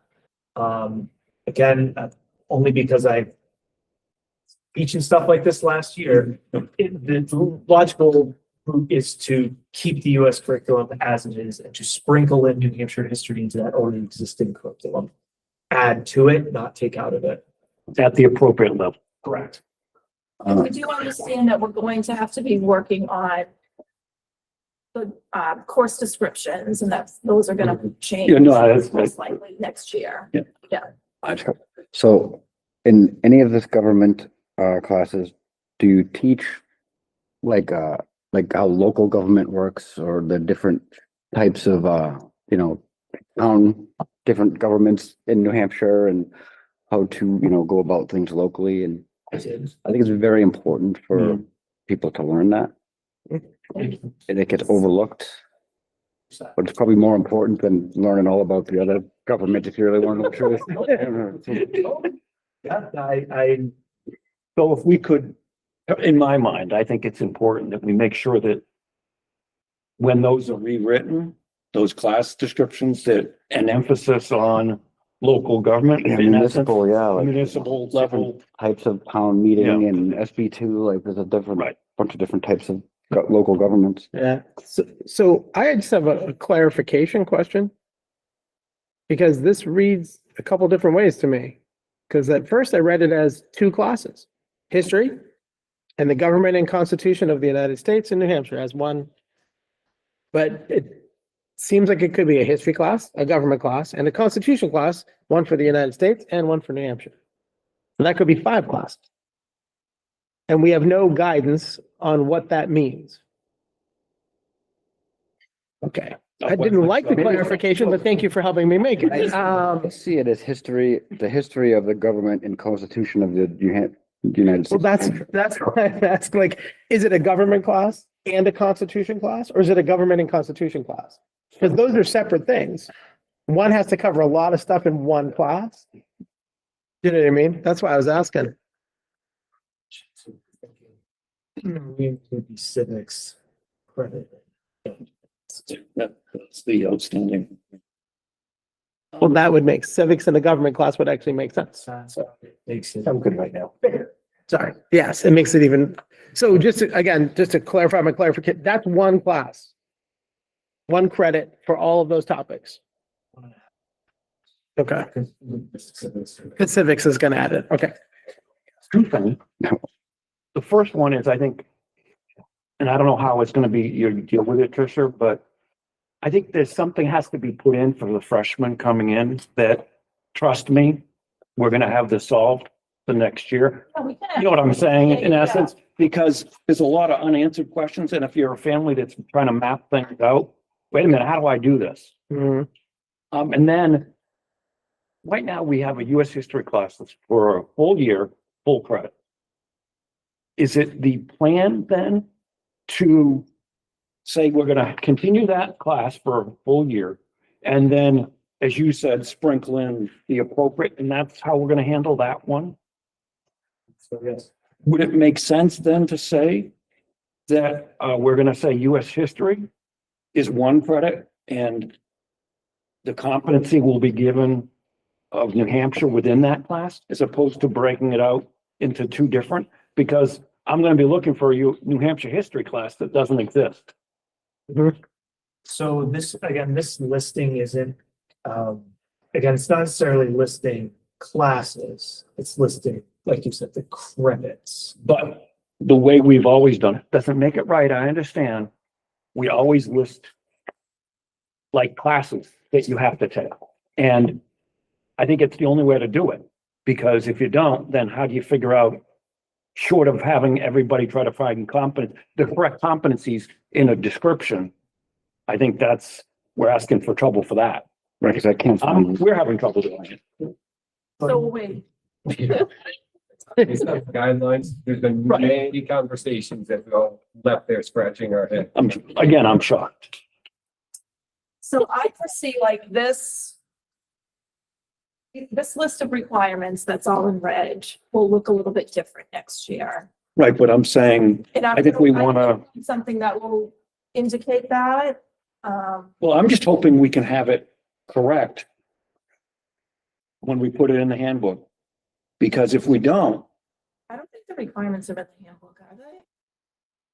what's that? The requirements are not in the student handbook. Do you mean you want?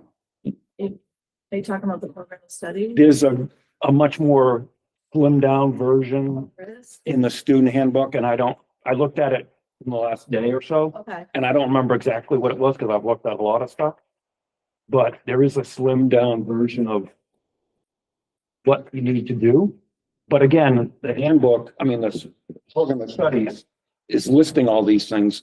If I'm a parent, student, I'm gonna be looking for them, and if they're not there, it's gonna cause me havoc. So you saying like list under maybe these, which one of these that will Meet check the- off for you, like which, okay, this In that- course meets this requirement or On- adds to this? On here though, Oh, on so- this page 9, which is currently page 9, because again, this is the only place where it's a synopsis of everything you need to do. So you want it listed underneath each requirement, which courses you could go to.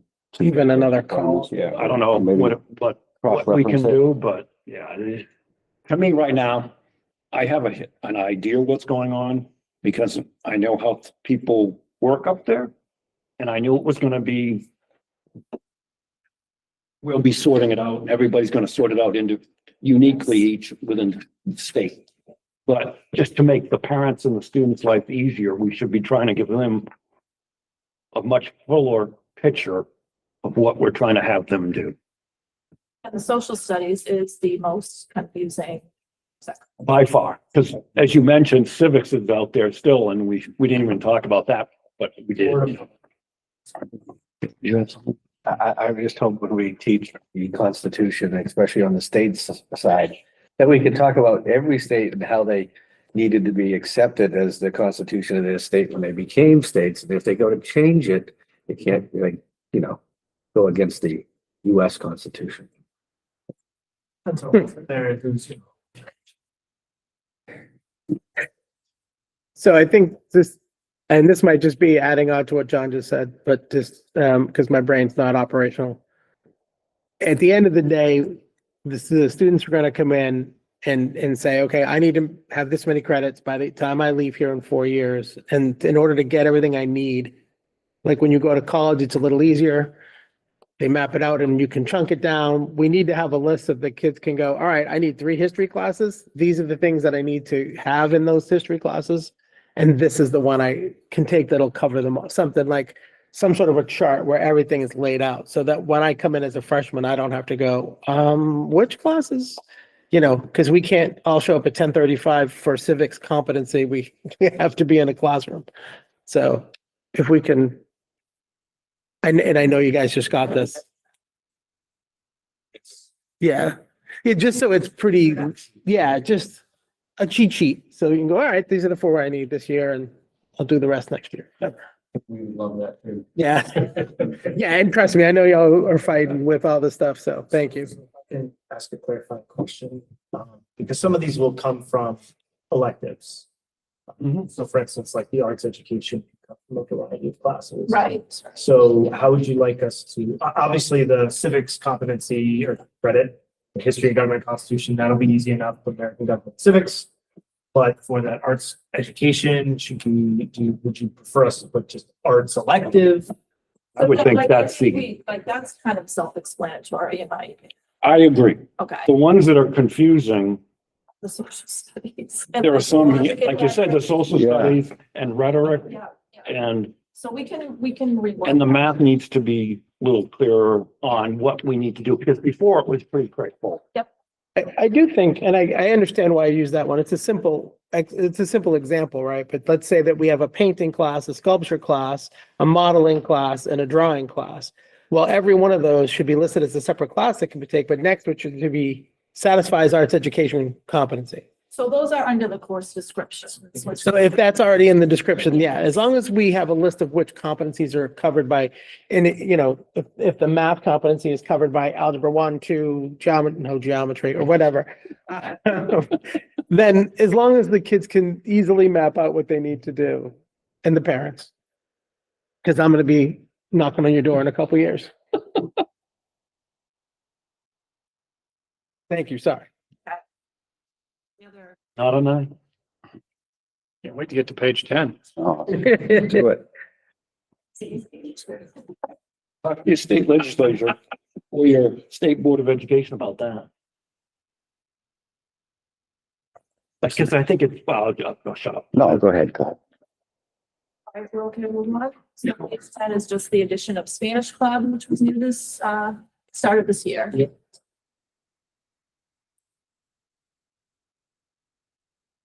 Before you go too far. Yep. On page 11 and 13. And if you look at 11, it's the same on 13, but, can we please get a class of 20, 30 for the same type of thing? Yes. Because all the rules change, or a lot of the rules are different. Well, the interesting thing is for like Or- the 4-year planner on page 13, like, I feel like that almost might help them to know which classes they do need to take. Do you know what I mean? But what I mean is there are different that's why I'm asking that, this one is for the up to class of 29 on page 13. We need a different one for the class of 30, right? Because those classes are going to be different than what everybody else is doing. Am I looking at that wrong, Tricia, or? The names of the classes are gonna change so much, right? For like the social studies. But they're gonna shift it. They are gonna shift, yeah. Because we'll be shifting them to. If you folks find that it's not necessary, that's fine. But like I said, I'm just trying to make it easy for the 2030 walking in the door. Well, we have 3 years to worry about that, I guess.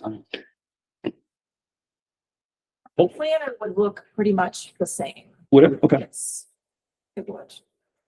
I would have to update the requirements and Mhm. columns, yes. How to get across, Yeah, how to get there. yeah.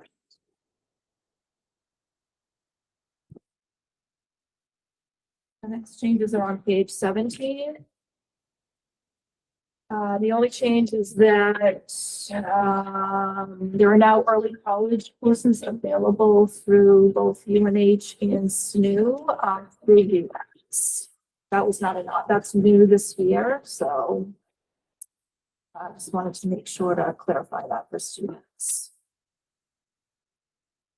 And for those classes, there is a fee, unlike the community college classes, which students can receive up to 2 free college courses through the community college system.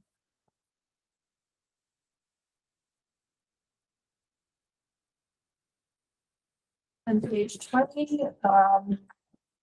under grade 10, so between 20 and 21. Well, on page, we did add an explorations of American force on page 22. So now that is listed under the grade 10, kind of like. Is this Requirements. the same for 2030 also? Would there be any changes? No, The, we are working on Explore- developing that English class, so that will be added likely next year. We just didn't have enough time to like. Right. Develop. can we add a different box or, yeah, to me, I would put up this same row of grade 10, 11, 12, 13, sorry. Was it good at counting apparently? Can we add it for the class of 2030 and putting in when you expect to have that class, what year they're expected? Is it 10th grade? It's not their No. freshman year, It would be, junior or senior? junior or senior year. And then if we can put that as coming soon or next year, it will be known what this looks like or something along that line, just so that, again, everybody has visibility of what's coming. And I would ask for that on page 26 also, when you get there. I don't remember which one it is, but Can we add a 13th grade? No, like seriously, like if the minimum requirement is 12, I guess, like could we say, no, we're 13? We're gonna go 13. We're going the big. That would go real well. Have a good day. Good night. Good night. Night, Ethan. that's for social studies on page 26.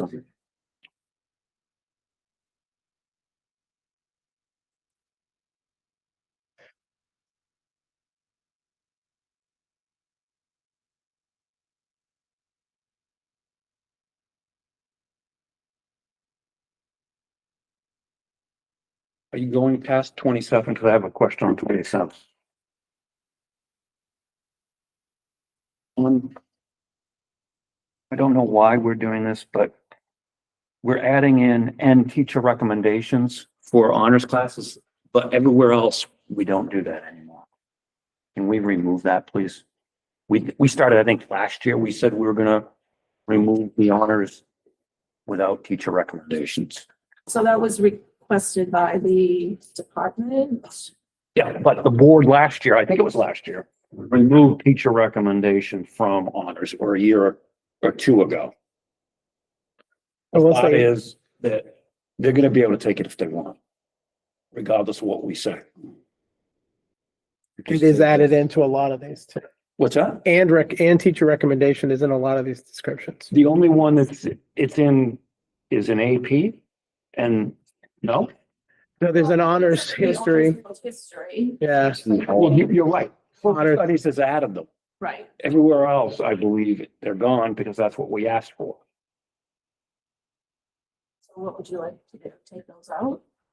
Because again, they're gonna be able to, the student will take them with or without. Push comes to shove. I guess if it becomes an issue where kids are, jumping into honors classes and failing all the time, you could revisit that, but. Has it happened recently? Because we changed it. So I don't think there's been an increase. I don't know off the top of my head. Look at the numbers. We would have to look at the figures. Yeah, it's on honors United States history, But again, page 28. the key is we can't deny the student, right, the class. Right. So your request is all of them should be removed though. Yeah, except for AP. To me, AP is the one where this is college level class. We need to make it abundantly clear that Yeah, you're right it's- enough Sorry, it's not on those, it's on the honors classes. Right. We're taking it off. Currently. That's what it's asking us. Yeah, I was just clarifying, it's not just that one, he wants it off all. they've asked to add it. And then on page 30, the description for in the news was changed a little bit. Is that just to keep it up to date? No pun intended there. Yeah, and to keep it, Relevant, what would you say? relevant. Not relevant, but. Relevant and broad, right? Okay. Broad, yes. So as not to cause too much.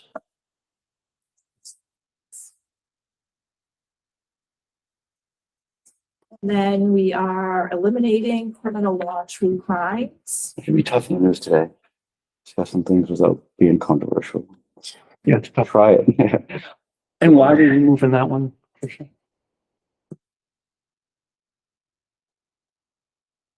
We had a teacher that Caught this. taught this because Okay. that was her passion. Okay. We don't have that teacher anymore, so.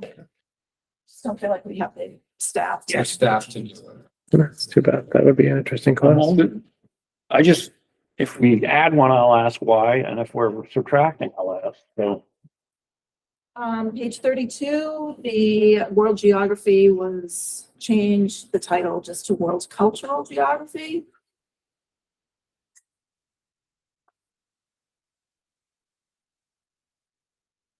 I don't have an explanation for that, to be honest. It's just because geography is broken down into physical and human. All right. It's a world geography. physical and what? And human, i.e. the cultural aspects. So if they felt that by typing in world geography, there was this expectation that it was just about the maps and peninsulas and things of that nature. While it's certainly a part of it, geography is bigger than that. Yeah. It also includes the cultural aspects, so we wanted to integrate that in.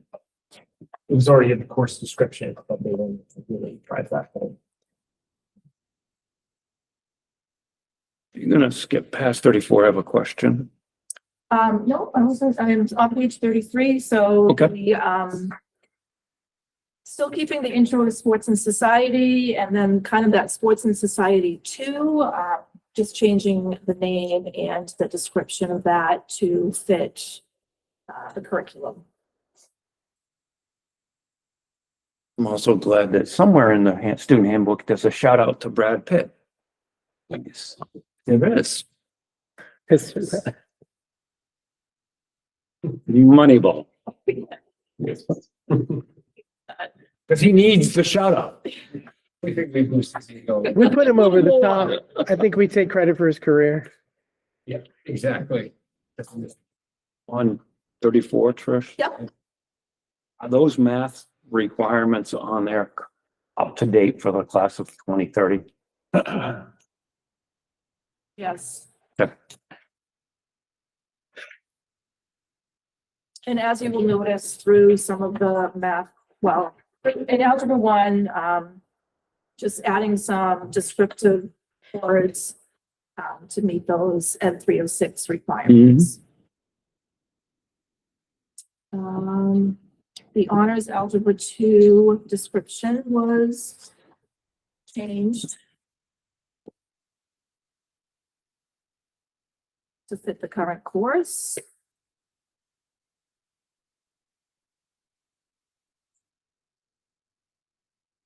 And then we did add 2 new math courses. Sports performance analytics and everyday statistics, 38 and 39. Thank you. And now those are going to be offered next year or? That's the plan. Yep. Thank you.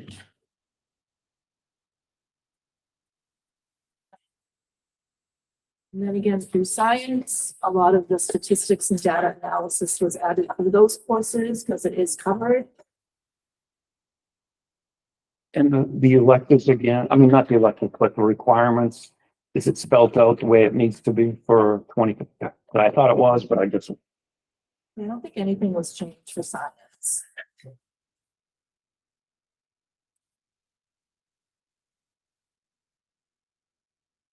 on 41.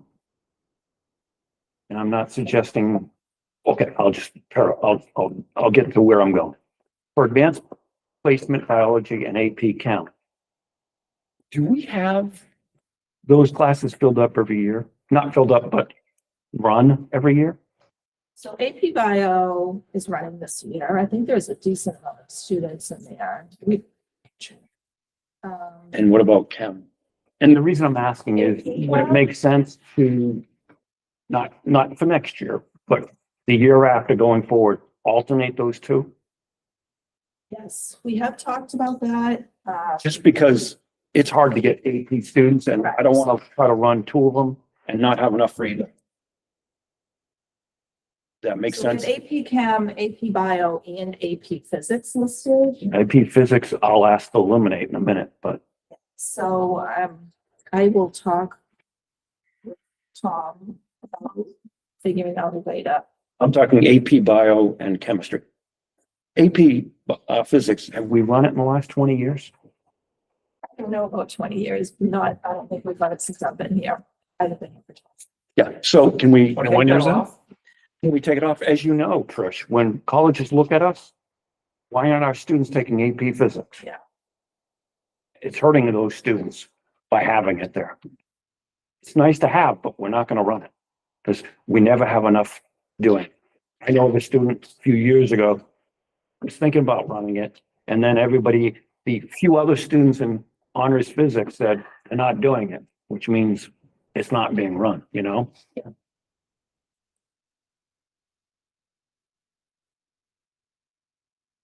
And again, the AP Chem and Bio, we would run them both next year because I wouldn't want to change somebody's plans currently.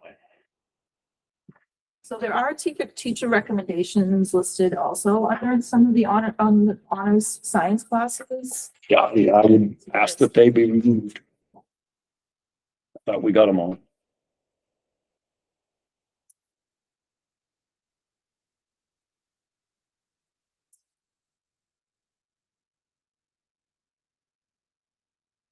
Are you guys all set with the science?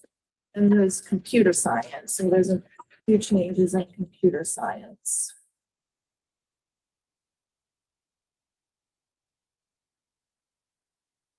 So digital components and research, the description was changed. Then some other have had some additions.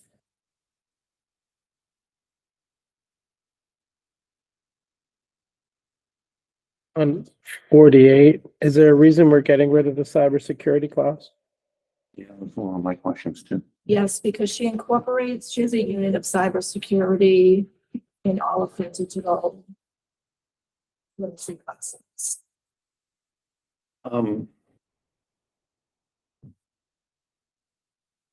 And then we're just removing digital photography and yearbook from computer science section. They're still being offered under tech Arts. and business.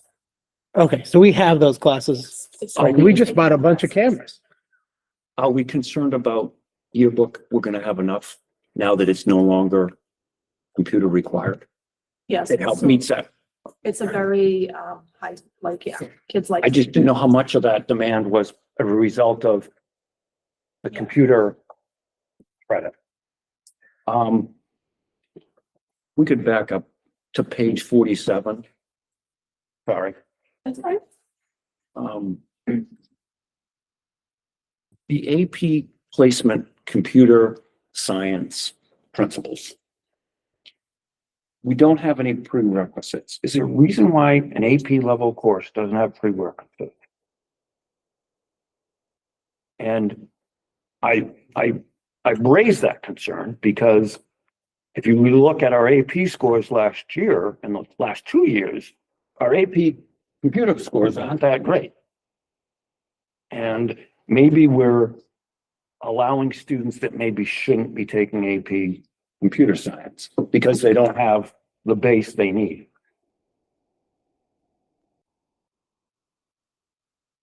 So if you folks deem that they need to have different or prerequisites, then for me, I don't know what the rest of the board think, just add them. Not defending having it or not having it, but for this particular course, the way it's run, AP College Board provides materials.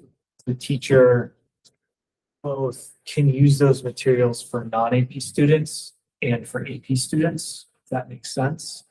So there are aspects of it where there's an understanding that there is no base they're building while Okay. also still having, I don't want to say it's differentiated, but the ability to go further, to go more in depth, and those students that also want to have those deeper AP topics covered have that as well.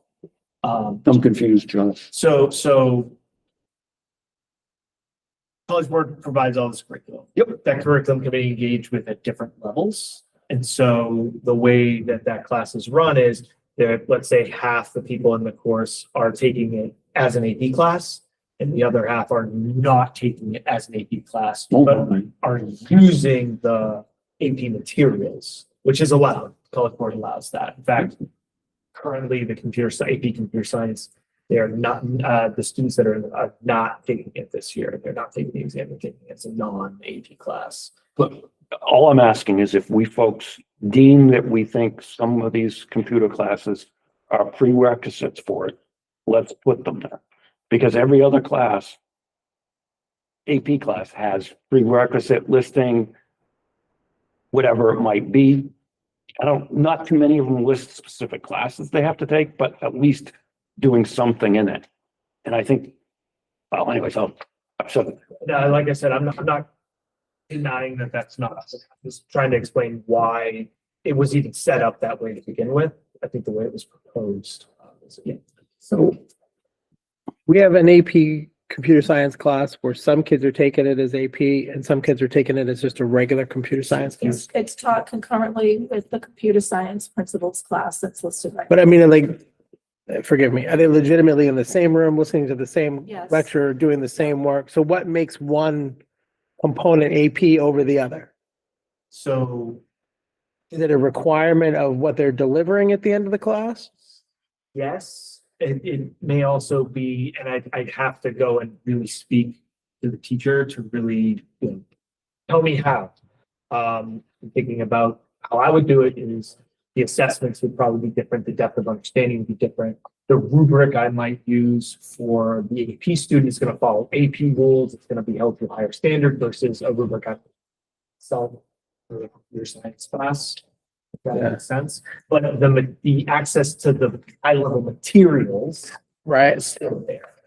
Yeah, I would just say that, and I agree with John on this, that it seems that there should, if you're going to take it as an AP student, because having done this for a long time, there are things that are simple to catch on right away and some that are not. And if you put a kid in the same room, I went to a Java boot camp years ago with kids who had done Java for years. So to them, it was a breeze, and to me, it was Swahili. It was a lot harder for me as a new person to be dropped into an advanced class like that. And I just fear that it'll hurt some of the kids who aren't really prepared if we don't really make that distinction, because you need a good foundation before you start dropping into advanced principles. I don't want to push kids off. And unless we have more on that, I did have another question about a class I don't see. And that would be an AI. I'm going to just call it an AI class, but something that teaches kids the ethical use of AI, prompting, how to use it properly, how to use it as a tool and not a replacement. It's my 13-year-old hates AI because of its environmental impact, but I tried to explain to her that it's not going anywhere. So you better learn how to use it and use it to your benefit. Not to cheat, not to replace, but in order to leverage the tools that are being put out in the world today. It would be good for us to get our students ahead of the curve. I don't know. I don't What remember, that Terry, takes. but we have an AI policy. And in there, I assume it addresses how we are supposed to inform our students, right? Of those things? Yeah.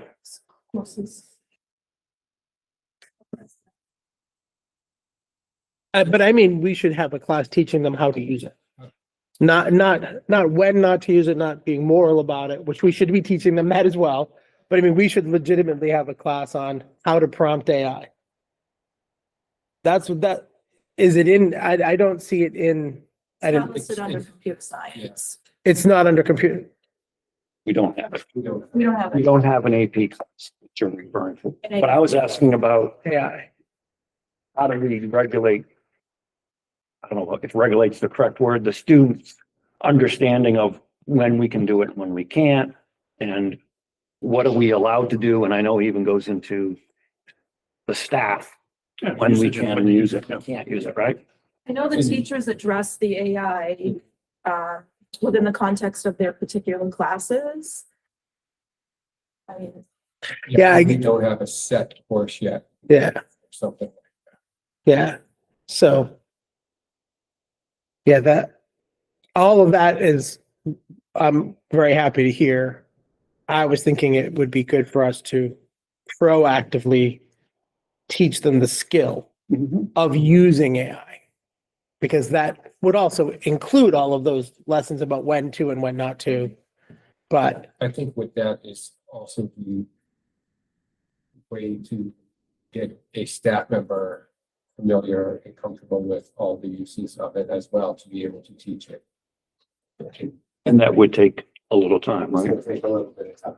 So if we asked for not this year's, but next year, I think that was a much more realistic goal. Yeah. that works, Steve. yeah, Because I agree, I would have liked it this year, but I also live in the real world. yeah. No, I think we all would agree with that, and it is something that we have talked about. Okay. We're not at that point, staffing wise. Yeah, it's separated on if that's something to develop, I think if we got the right person to develop the class. I think another big concern about that AI was not just the environmental ethics of it, but just the ethics of it. Yeah. And I think it was kind of brought up in discussions about how we would integrate it into computer science. And there's so much right now ethically, morally, and we felt that if we were to include those big ideas within a class, then it might expose the teacher to issues. It's again, until we've really got it hammered out. Yeah. What kids can and cannot do. Maybe let this AI policy when we put it in place this year breathe and see what shakes down from. Give context. Are we still in computer science? Yeah, next question. Introduction to robotics. I'm confused by the prerequisites. Are you saying we have to take all those or one of those? I think it's one, it says one. It says foundations of AI. Foundations of AI. There's, No, one of those, does say or. Can I, it says here, no prior experience is necessary, but you'd have all these prerequisites. I need to cross off foundations of AI. I told you, it came out, then we were like, oh. We just marked. Yeah, and Tony brings up a good point. In the description, that is contradicted in the description. I think. In the robotics class again? Yeah. It says no prior experience is necessary, but you have a list of all these prerequisites. Prerequisites. Well, I think it refers to no prior experience in robotics. Mhm. Yeah. Maybe just clarify robotics. Yeah. And is that as far as it goes as introduction? There's no like anything after that? That's, So we do have something new under the tech ed. Yeah, tech ed side things covered. That's like a I think you'll like it. part two.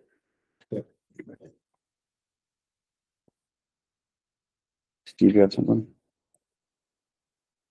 Yeah, I mean, it's more on the AI. So I'm just looking through some of our other classes. So I work in IT all day, every day, and everything we do has a co-pilot or something that goes with it. So I would, and I know we can't come up with a specific class, but so like I'm looking at computer programming. I don't know what we're using for an IDE for them to program in, but most of them have some sort of an AI component that goes with it. So I would just kind of toss it out there as a suggestion to look at how we can educate them on that element. Because, you know, everybody thinks of ChatGPT when you say AI and they think just, oh, write me a paper. But there's a lot of things that AI does very well that can be helpful. So, but they're going to show up in every one of these classes at some point in time in the next probably 6 to 12 months. We're taking new things every day when we do it. So. All right, moving on. If we're moving on, are we moving on? No. I have things that I still want to address, but I'm sure they do. Under the computer science. I don't think it is. No, it's not. It's under the arts. It's my next one. Arts. So there's no changes in the special. So. Phys ed was not changed at all. Can you give me a page number? Sorry. Yep. So we'll go to 56? page 57. Perfect. Thank you.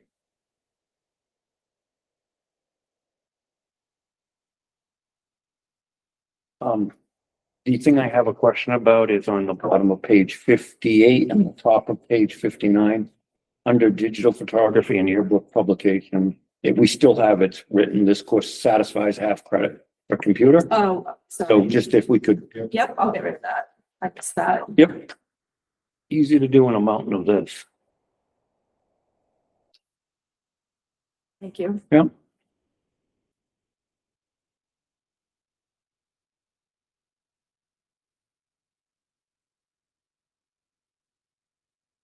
Music classes, business education. World language, no changes in any of these. And then, on page 68 is the, addition of, well, 68 and 69, the addition of a couple new tech ed classes. Robotic design, this would be kind of a follow-up to the intro to robotics. I need to check and see if that's a prerequisite. Something about prerequisites for it either. I don't think they were, because I think they're going to be operating. separate, because one's gonna be more of the designing and using, building, creating the material versus the program part. Which class you talking about? The robotic design. Okay. And whereas the robotic would be the, internal robotics would be the programming of the robotic design. And are those two classes meeting the computer requirements?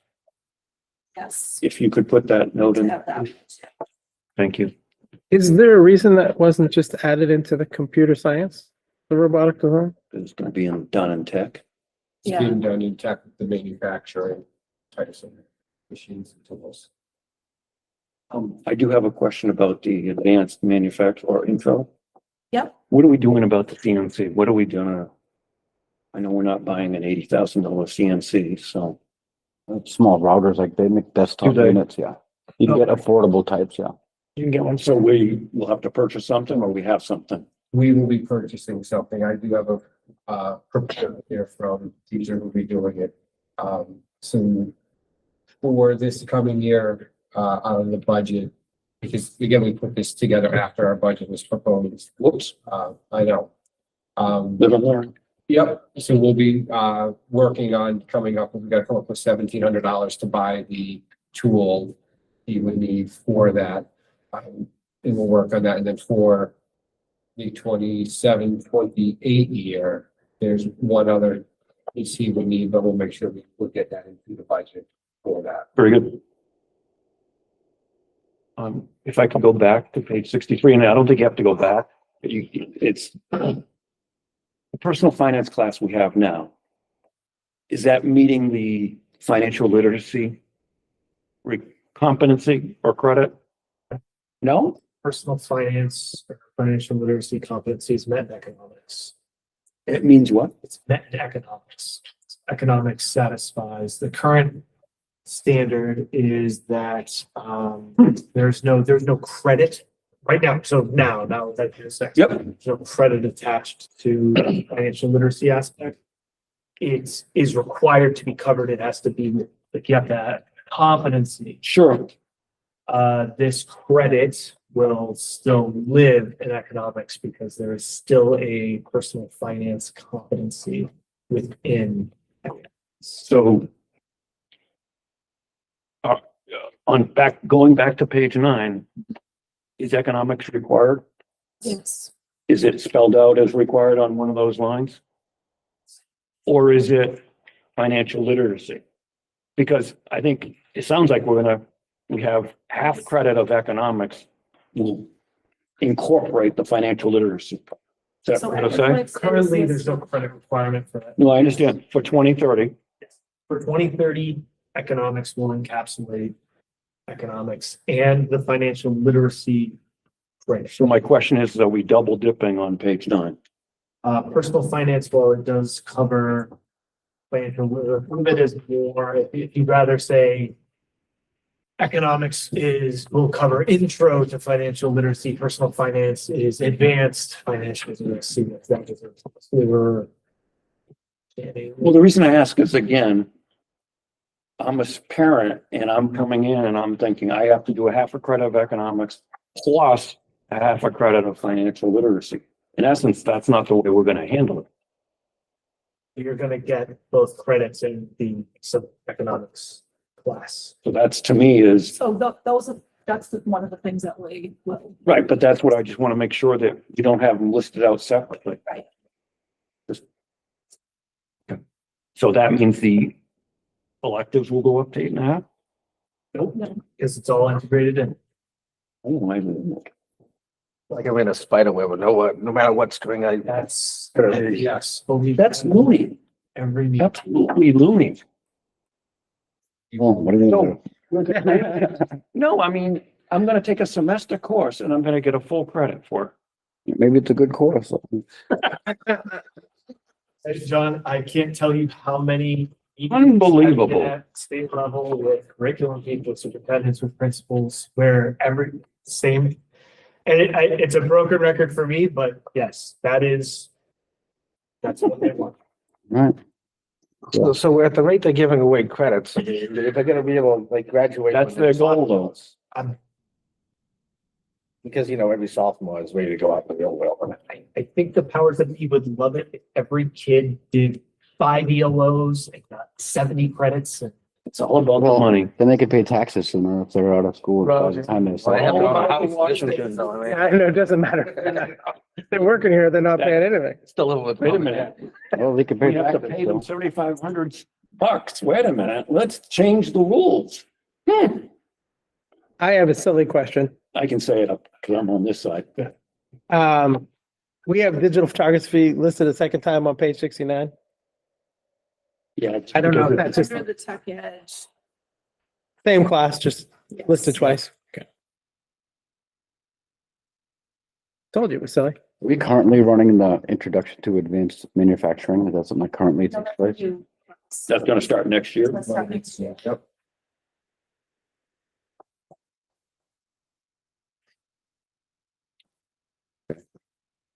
That's pretty it for changes. I do want to mention that, you know, SSC is potentially going to be offering a new electrical program, but they are waiting until their vote in March to determine that. So I have checked with some of the other sending schools, not everyone is putting it in their program of studies. It is in SST's program description as, you know, it is contingent upon the vote passing in March to fund that program.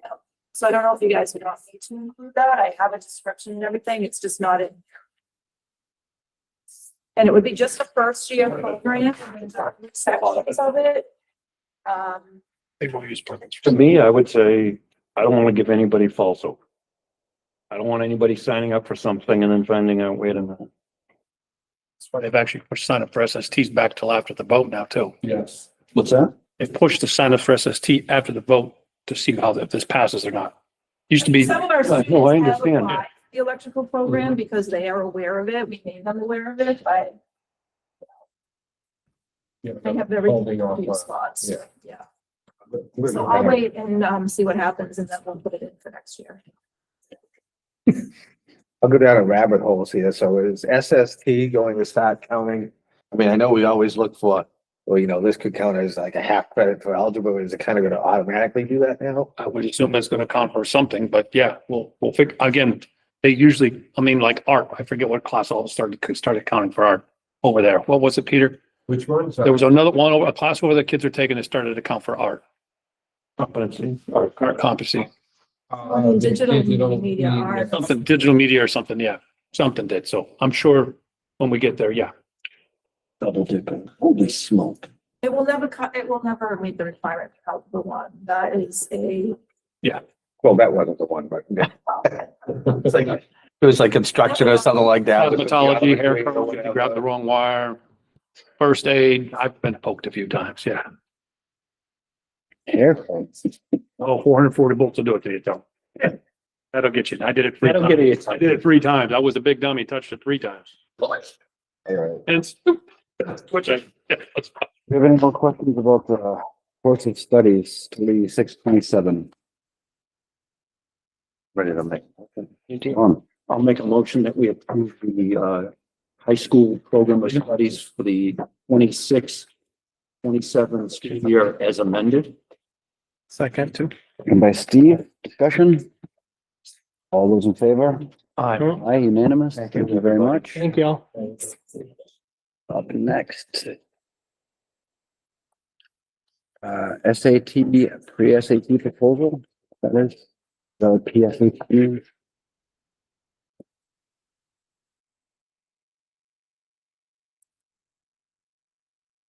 All right, Draw that out.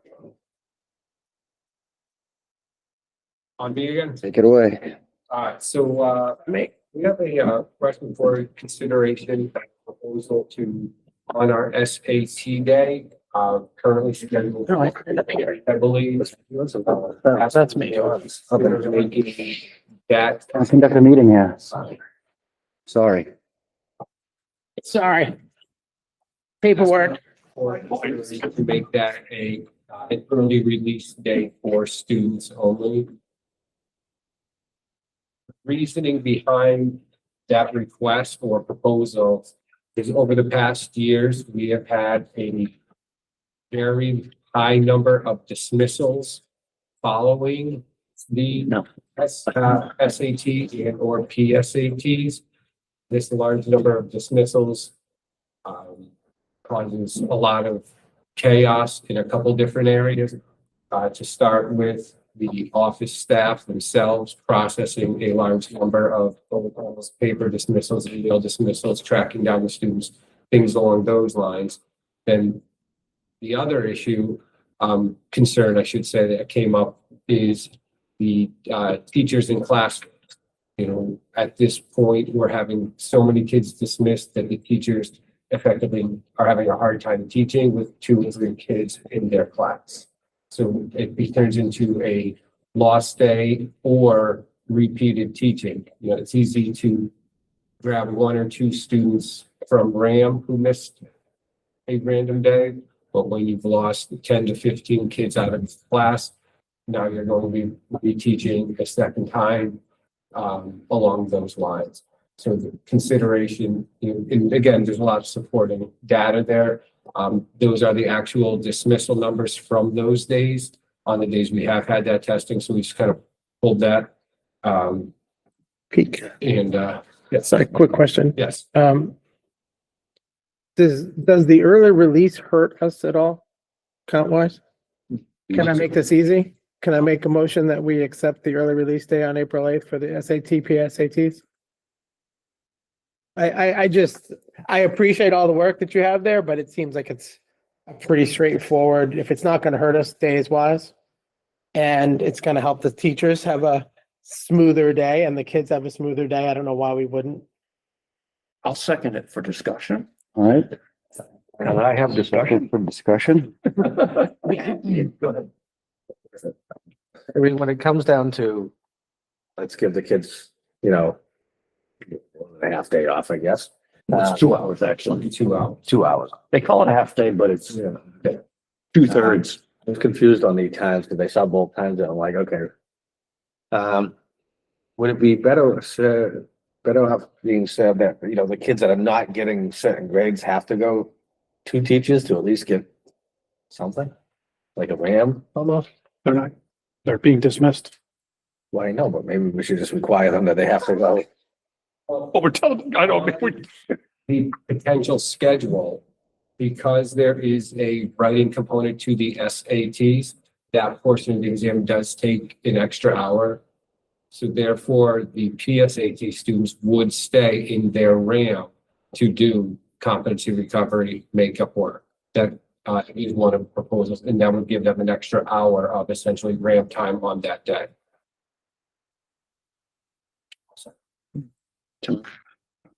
Question 1, what day are we asking about? Currently, what we've kind of. What you're proposing? April 8th.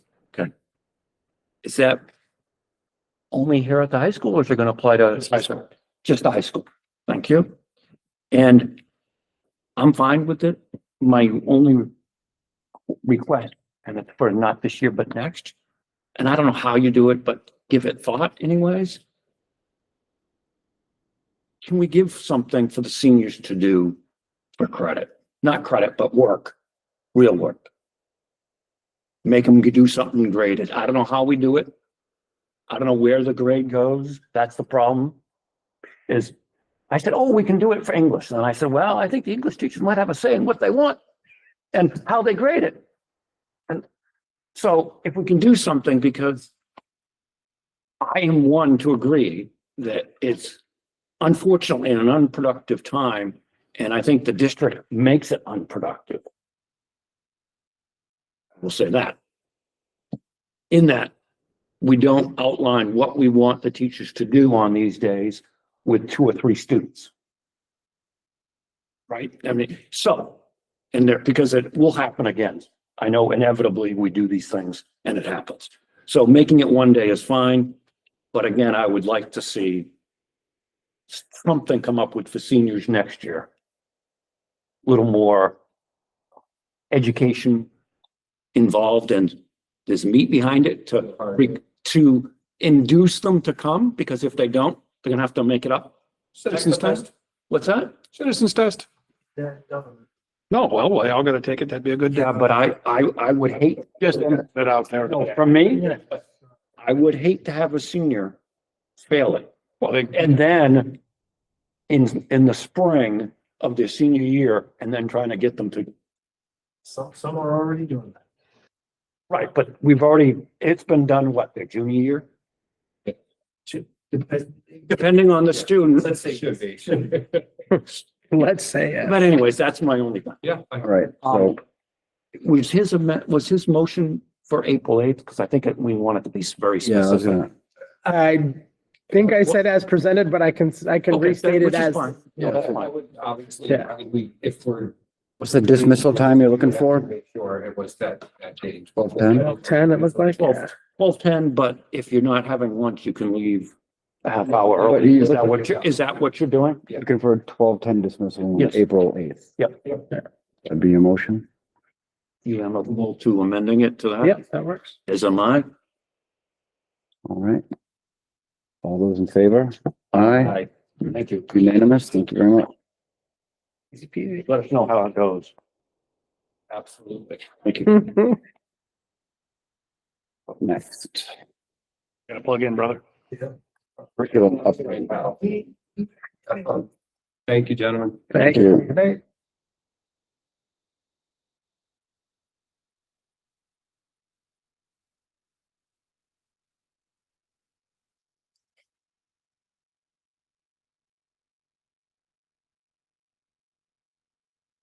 While you're setting that up, Josh, I'll give you a feedback on slide 3. On the right Get side. right into it. On the right side. No, this is something on the right side. I had to blow it up so much just to read what you had there. So I will say, that, again, the picture is more of a, But if it's there, I'm gonna try to read it. okay. Yeah, you got me. Yeah, Right? I mean, it is it's important small. to be there. It's gonna be. Well, so it's more just like, again, feedback tape.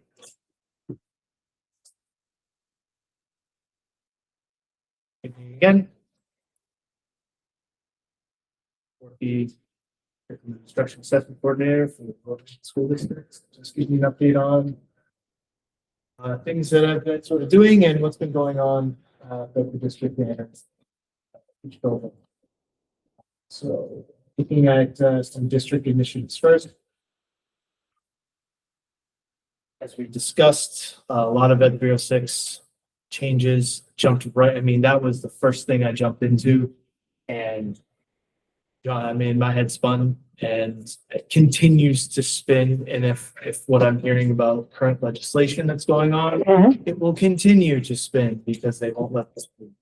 So I've spent a lot of time at workshops working with people around the state, working with Trish and Pete at the high school level. Again, they really hammered the high school with those new minimum standards. I've also been working on a ton of programming as well, going to the same Oregon. Again, just trying to allocate those things to curriculum effective somehow. Title II, you could say. Yeah. Much stricter, Yes. above what the feds ask for. Who, what?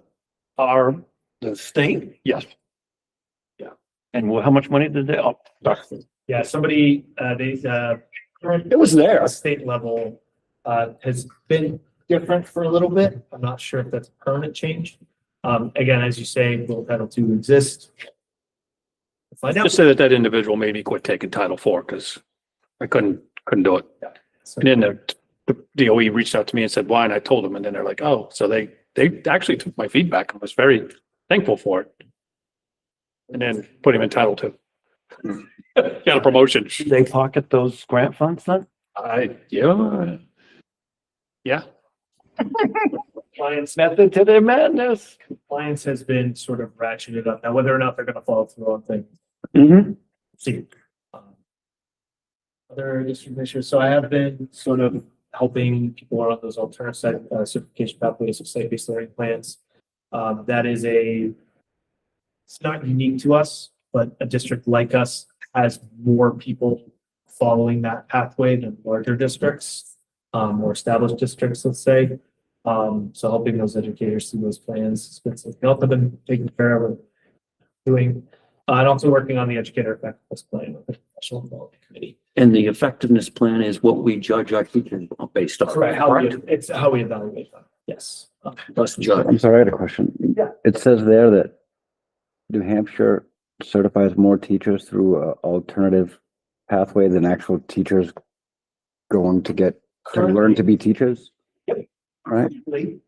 Yeah, in the approved educator preparation programs. Mhm. So the programs offered at UNH or Keene implement. Yes, more educators go through this alternative certification pathway than currently go through the alternative education or the approved education. I was at a certification workshop where they were talking to us about that, and probably a combination of students not wanting to be teachers. Enough, there's lots of reasons for that. And also increased college costs and a reduction of state support at the college level. You still have to have a degree. Yeah. So I don't understand the reduced in cost because you're still getting a degree. You're just not getting it in education. Well, so You decided to again, get it in business or you decided to get it in history. Any And all of a degree sudden will, You go back, you spent the same amount of money because a history degree is just as expensive as a teaching degree. right.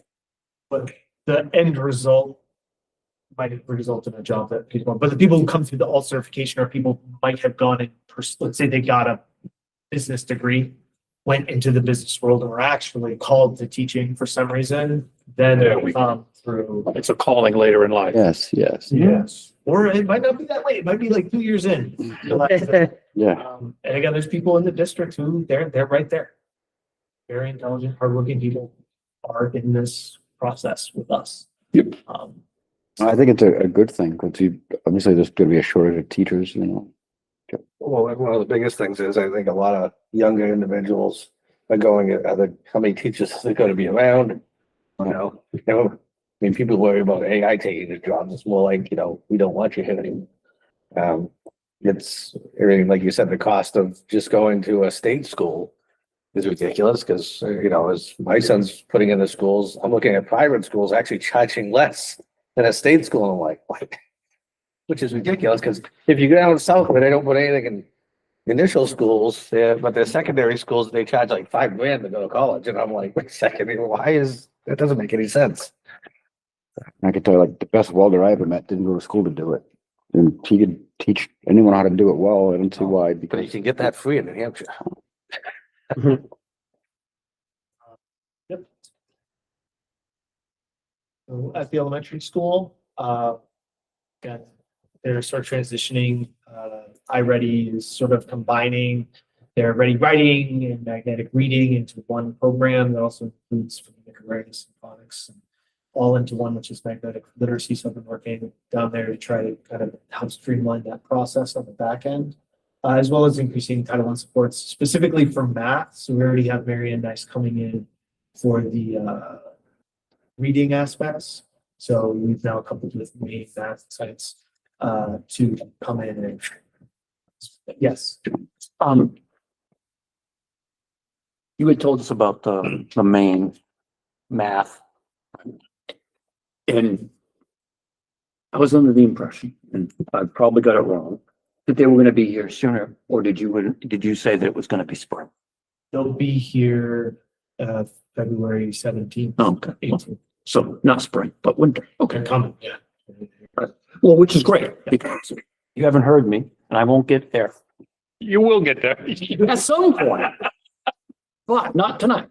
But I have serious concerns about elementary school math. Well, so Look at our scores. that was kind of heard and that's why one of the reasons we were being. Which is, I think is great that we've got now Two coaches, yeah. outside coaches. Yeah. And that was something we it was our carryover, got a little extra Title I funds. We got a little extra grant funds. So that was where we allocated for a few things then. The middle school, so I know they purchased a Reveal Math last year. So at the middle school, been some challenges when it came to ordering. And a few too many cooks in the kitchen in terms of communication sometimes. And so there were some initial struggles in terms of how it was rolled out. But it's been sort of ironed out, corrected on the back end, the front end. Teachers have their classes set up, got their students signed up for the content and are integrating it into their curriculum as it stands. RHS. So Alex, excuse me, reveal at the high school went a bit smoother. Again, you've got newer teachers in the building too, and the communication was just a little bit better here, so the rollout was smoother. But not for Alex. So Alex has also purchased, McGraw-Hill sold it to us as a diagnostic. It's not a diagnostic. It's what? It's not quite a diagnostic. It can be used as such, but it's somewhere it's closer to like iReady's personalized learning. So it's deeper than a diagnostic. So first semester, we were coming to terms with that. I'm gonna roll it out the second semester to find that sweet spot middle ground of using it to be a diagnostic, also to supplement the learning that's happening without high school teachers do not feel that implementing it the way iReady is implemented at the middle school, the elementary school, sort of regimented timing would fly over as well with the high school students. Imagine that, right? So we're working on how we're going to implement it this year. There's hopefully, my hope is by the end of this year, we've got some clear procedures for how we will proceed to use it next year. Has this been communicated back to McGraw-Hill? Our displeasure and being sold something that wasn't?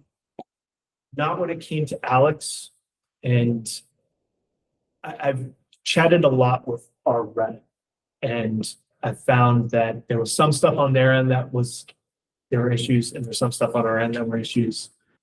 Hard to say anybody was at fault. Comes to Alex, I did a lot of forensic detective work for the reveal. The Alex, I haven't done the forensic detective work to determine where the disconnect was. But again, from what I've heard I've only looked at our side, and our side saying that was not what we were told Alex was. And so, okay, but I do think that we can use it that way. It's just gonna take a little massaging and creativity on the part of our math department. Because we paid quite a bit. Yeah. There's a new requirement for citizenship tests. I used to be able to handle it in class, in-house. So when I was teaching government, literally handled it in government class. They now want it done on the SAS system, on the state assessment system, through TIDE and Cambium. So working through that process. They have trust issues up there? Yeah, just thinking the same thing. So we're still doing it in government. Still doing it in government. That way it's fresh at top of mind for students. It's just still handled in class, but reported out directly to the state. Again, we're gonna have to report out all of our past data. I think it's just pass fail that they want, because if they want scores, I'm gonna have to go back to all my old classes, and all my grades. Can't wait, it's gonna be great. But yes, accountability. They did not trust schools to implement it properly. I implemented it. I implemented beyond. They didn't trust districts to do it, so. Terry? Yeah. If we're asked to go back, we've lost the information. Okay. That's my position. I don't think we need to waste people's time going back in history because they don't have trust. They have trust issues. Give me a break. Sure. Maybe it's my naivete on this. But I thought when the state required this, they were going to at least collect the scores so they could sit there and say, oh, you passed the class. So the class is still recorded, but the exam is something different. Well, you had to pass the exam. Well, correct. The course. For them, it was, well, no, that's the Well, thing. to pass to get you the graduate. Correct. So you could pass the course, fail the exam, not get your diploma, but we basically. And vice versa. And vice versa. And so I don't remember if Trish on the transcript made a note that they had passed it, but we do have to report who passed it to the state through I4C, or there's something on the back end that Trish dealt with, and I apologize, I don't know exactly what that back end looks like.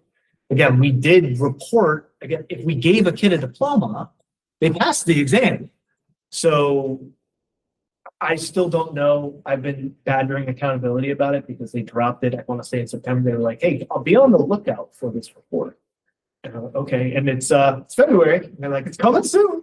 Okay, Let's not badger so much. I don't like our name to be up top of the food chain, so, I don't badger that much. okay, just make it. I asked for the curiosity. I know you would love to. I'm like, I know you. Badger, and they start looking at other things and it's like, oh. Then hypothetically, you could be a superintendent that sued them Oh, and they had repercussions for that superintendent, Yeah. hypothetically. yeah, well, she works in Pennsylvania now, just saying. Unbelievable. I'm always nice when I talk. Well, you don't always have to be nice. I do, you know, I have to be relative. I was just like, So stuff in the future. So I took a sort of initiative with Joanne and Pete at the high school to create a somewhat more regimented SAT prep during RAM time on Fridays leading up to SATs. And we're going to do that in March. Take some of those Friday times. Tutor.com offers SAT resources, Wayground, which we also already have. Again, these aren't new programs, some programs. Tutor.com, that's what paid for by the state. Wayground, I think we already subscribe to, and get kids engaged with something SAT prep wise. Anything would be better than nothing. If they just looked at what the questions look like on the screens. That's better than nothing. Mhm. So just getting them to sort of start to engage with that. Can, I'm sorry. Can anybody go on tutor.com or do you have to have a sign in? Any student of New Hampshire high school Can do it? who this district has connected with them and signed whatever the, Clever, yeah, it's a non-disclosure, whatever it is, well, yep. not even clever, just like whatever the privacy. But was. we, as Raymond, We have. we have, because I know I've seen the information about it. Yep, and we actually have for a few years. I recently did a PD at the high school to, because there's staff in it. Hey, like, we've got this, because I didn't know about it until this year. Mhm. And I've had students in past years come up and say, yeah, I use this. And I was like, I don't know if it's valid. It's like, it says it's paid for by the state. And I'm like, well, anybody could say that. But yeah, apparently the state since COVID has been paying for this. It's 24/7 access to tutors. It took a long time for tutor.com though to sign that. Yeah. It took, Mhm. Brittany was leaving when they finally signed. So it's just been a couple of years. Yeah. I know they've used it somewhat at the middle school, but it hasn't been rolled out here until Josh. Thank you. So we're trying to implement it. And Wayground we use and we pay for? Apparently, yeah. So that was something, I think it was handled at the high school level. We I don't need it know as anymore much- now that we have tutor? I don't know what Wayground does. So Wayground does something different. It's- Okay, then I don't even. Yeah, it's a different sort of. Yeah. So, Backing up for a Backing second, up. when they start going to use the Tide model for testing, is that count for the incoming freshmen? That's for everybody. So what happens if got kids who've already taken the test? Okay. That's where he was You talking guys about. paper- everybody testing who's- he's got. Yep, so everybody who's taken it, it's passed, they passed it. And we asked that question, and accountability first came out, and they were like, well, we don't know yet. We're like, what do you mean we don't know? So yes, It's been reported out on the EOI, end of year reports. Jen reports it out. So Right. Trish gave it to Jen and it was reported to the state. it's been. End of year. Everybody who's taken it, they're good. Anybody who didn't, all the potential students who did not pass it last year, told them last year, it's like, hey, I don't know how this might change next year. I might want to finish this up. They now have to take it on the FAS system this year. So that's basically all the freshmen is gonna probably have. All the freshmen, all the All sophomores, sophomores. the juniors are currently taking it, and any seniors who missed it or failed it. are taking it. Well, I will say you had some sophomores that did take it out. Oh, yeah, of course. And I mean, that's how it works, right? Students sometimes If they take their their government class. early, late. Well, I know Jasmine took hers this year. Yeah, but I know there's a government section running this semester with, I think, 3 seniors. Second semester, it's tough, but that's just how it works sometimes. So I mean, if they had SST or something like that. Exactly. The class, I mean, that's what happens. I mean, It's not ideal, but I'm not worried about any of those. They'll be fine. It's just, yeah. I'm working with guidance to resolve those issues if they do not pass. We've got a system in place. It's up to the students to engage with it. And so I think at the moment, there's only 2 or 3 seniors who did not pass it before, who need to pass it. And we've already had, I think we started with like 7. So we've reduced that by half. Expect there will be 1 or 2 with your graduation, we'll be in there. That's, hey, we're dealing with teenagers, that's all they offer. So future plans, future plans, broader, again, more at 06, it's coming, we all know it. Still working towards that vertical alignment between the buildings and moving out towards the districts. Again, there's work that needs to be done within the buildings first, before we can start connecting those districts together. And I believe we're going to use time on the 10th of March to sort of start working towards that in terms of our curriculum maps, making sure those are lined up. District. Any other specific questions? Anything you want me to go back to? Vertical alignment and the example that we used already, that was used last week or last time, which was the Holocaust. Is the Holocaust supposed to be covered at some point before high school? Yeah, so Okay, and which is fine. And the board for years and years have said, geez, we need to get it there. And I'm happy that it is being revisited. I'll say it that way, because nothing is more frustrating than hearing about the same occurrence year in and year out. And then the opposite is never hearing about something that's critically important to know about. So, thank you. Anyone? Thanks, Josh. All right, thank you very much.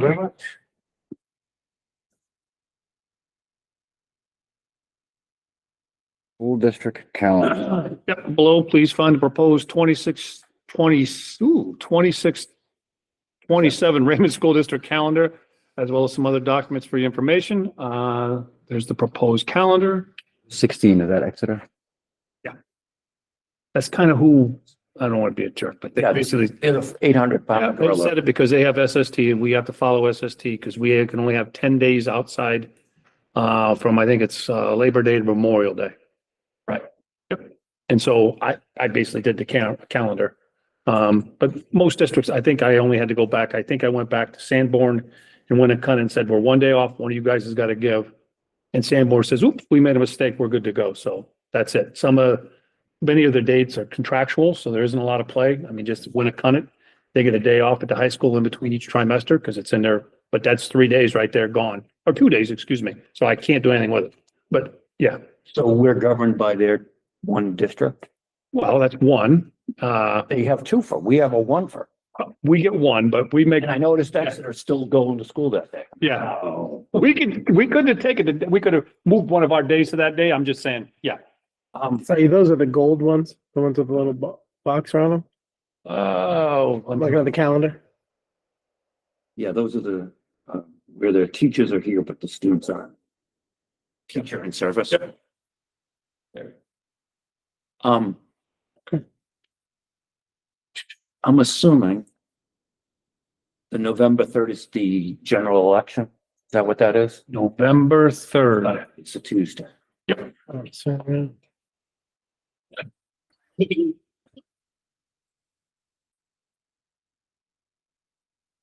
Would that be midterms? Midterm elections? Gotta be, General election, that's when it's a 2-year representative, US, Okay, yeah. US reps, our senator, governor. Yep. Obviously, all the state Yeah, senators and. it's a federal election. But the Every state, other, yeah, and make a motion, if it's all right, Tony? Yes, go ahead. Make a motion to approve the 26-27 calendar as presented. second. Second by Steve, discussion. Yeah, all those in favor? Aye. Right, unanimous. Could make a note that if legislation passes that you can't start until after Labor Day, that If it was this year, kids would be going until the 22nd of June. Yep. We wouldn't start school until September 9th next year, but didn't pass, so we're moving on. They did what? If we had been, Where's the stand on the legislation? oh, it's gonna happen next year. That you can't start until after?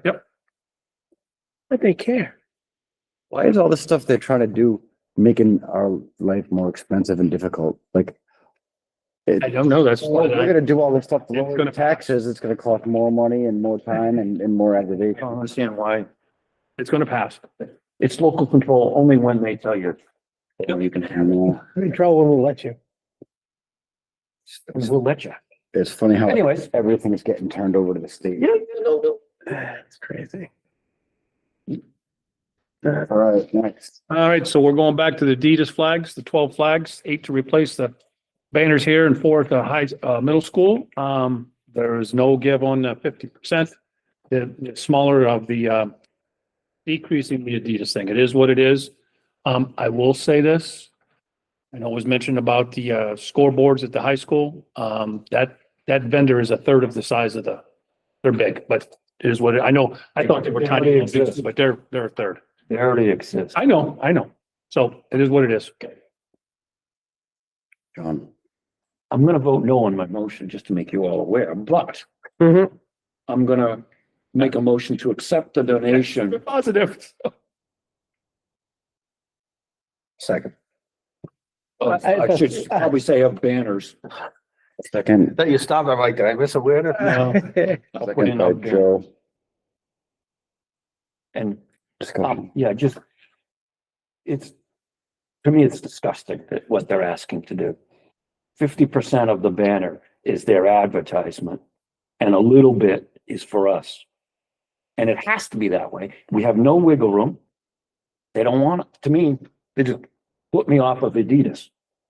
So anyway, I wouldn't go that far. Honey, can I you? don't like this one either. Cover up the stripe. I'm gonna have to recuse myself. well, no, yeah, anyway, Yeah, we don't have to buy their athletic gear from them, that's for sure. I will say, I have seen, it's just like that, when you buy a car, you start seeing them everywhere. I started to notice Adidas logos and they're always huge. So I don't think they've singled us out in any. Oh, no, it's sense, but- policy. But they're always sort of, grotesquely large. Timberland put a giant boot in front of the elementary school? I don't think so. Well, is there No. anything, did they make it a big, To-do. scene? Yeah, like, Yeah, and it was a lot was there more than any 2 grand, indication right? that they went and Oh, yeah. donated all that stuff? They're pretty quiet. Yeah, so, I mean, as much as I love Adidas, this is, Yeah, I in think, my opinion, it's just, Oh, got him. Obscene. it's like, how do we put a Adidas billboard on your school? yeah, All of them. and they won't even let us increase the size of our It size. just right? says go Rams, like, get out of here. Well, that was one. I think it said something else too, but it wasn't yet. Okay, we can move on. All right. We got a lot to cover yet. All those in favor? Oops. Which Right. quickly taken down. Those opposed? All right, unanimously Oh, opposed. I love it. They already make any of these? I mean, I'll take one if they're already. They might burn it in front of the house. Yeah. There you go. One. Errors. Yes, donation acceptance. Yep, we've got $5,641.70 toward the purchase of Raymond High School gym chairs. Weren't they unanimous last time you announced it? Huh? Anonymous, I mean, with anonymous No. donor? Something else. Oh, Jay Long has made a donation to Raymond High School to cover the cost of outside courtside chairs for athletes to sit on when they're not on the court in the amount of $5,641.70. As per policy, KCD, donations of over $2,500 must be accepted by the school board. I think we bought, well, boy, now I don't even know the number of chairs. Quite a few chairs and a cart. It's going to have Raymond on the back and a Ram on the seat. And how big is the Adidas thing? Right, I'll make a motion to accept the donation of $5,641.70 towards purchase of Raymond High School gym chairs with a thank you to Jay. Before I second it, I'm gonna vote yes on this one. Second, all right, second by John, discussion. appreciate Mr. Long's donation. Right, so my question is, Former teacher here.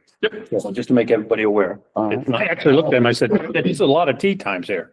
He said, nope, he saw it, he said, we wanted to give something back. Just very nice. my question is, when they're not on the side of the court, are they gonna be stored away? Oh, yeah, we bought the cart to put them away. These are only for the basketball. Or the. Well, and volleyball. Okay, so whatever, Is anything in the gym? Nope, no. so can we sit in them during graduation? Like, Oh, but I mean, any sport that's held in the gym, we're not gonna bring them outside for football. Correct. That's yeah, my oh, point. yeah, the court side. Courtside, yeah. Sorry, I should have been more specific. All those in favor?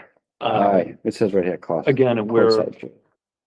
have a thank you. We'll get one. Yep, thank you. Thank you very much. Strategic plan update. All right, it is culture and climate. All right. Like John, I am struggling with my eyes tonight. Let's see if I can make this bigger without messing up.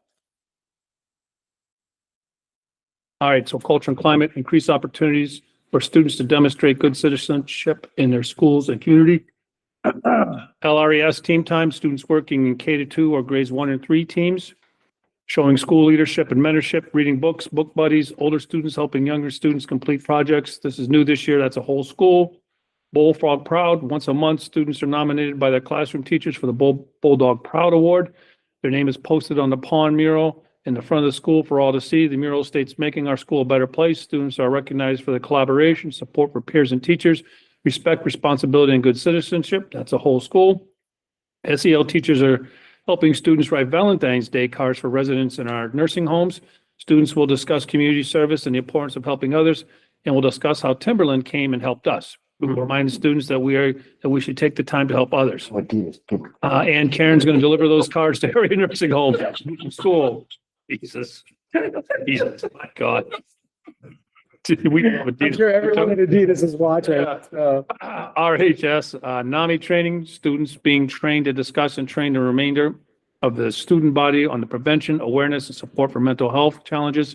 The training is start this February. That's going to be a small group. Basketball each year, specifically this past Tuesday, the boys varsity basketball team hosted a community pink out game to recognize and spread awareness for loved ones who are currently battling cancer or who have passed away from it. The event emphasized the importance of cancer awareness and annual checkup. It was a good, meaningful to our head coach, Coach Gallagher, who's currently in his 4th year of remission. Through admission donations of a 50-50 raffle and community donation box, the team raised $240. All proceeds from the event will be donated to My Bros Care organization, which supports families by assisting with transportation, meals, and certain medical related costs, figuring about 24 students there. We also have an increase in community ELO opportunities, community partners, students, partners participate in internships, apprenticeships, and other work-based learning opportunities with a wide range of community partners.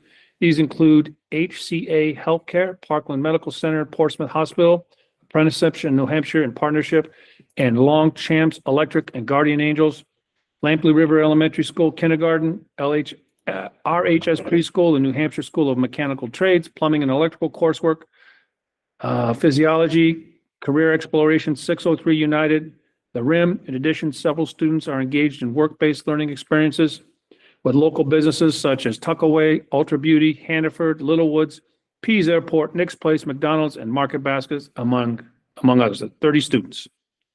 Middle school, Red Ribbon Week presentation this year in collaboration with RCYF. The middle school ed students present to each grade level about the purpose of Red Ribbon Week, some data and facts around youth substance abuse and promoting healthy lifestyles. That'd be whole school. We have an increase in students meeting with admin to start new clubs for topics they are interested in. New student-initiated clubs this year include Lego Club, Crochet Club, Comic Club, Revelers Play Club. There are a few more that may start up soon, but these are the ones currently up and running. Oh, my bad. We got another topic there. Develop a concise culture and climate survey for staff and the multiple options provided for confidential completion of the survey.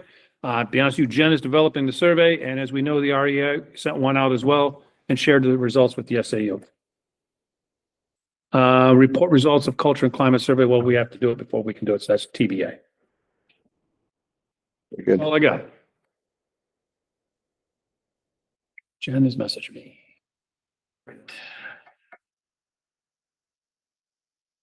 And somehow we are back on schedule. New revised policies. Like right on, nailed it Right on to the minute here. I can, read them if you want. Yeah. Get back to the policy CCA dash R organizational chat. This draft organization includes the following changes. Well, we have a curriculum coordinator now. We don't have a human resource assistant or a data specialist, and we don't have a separate federal funds account now, so. I have a request.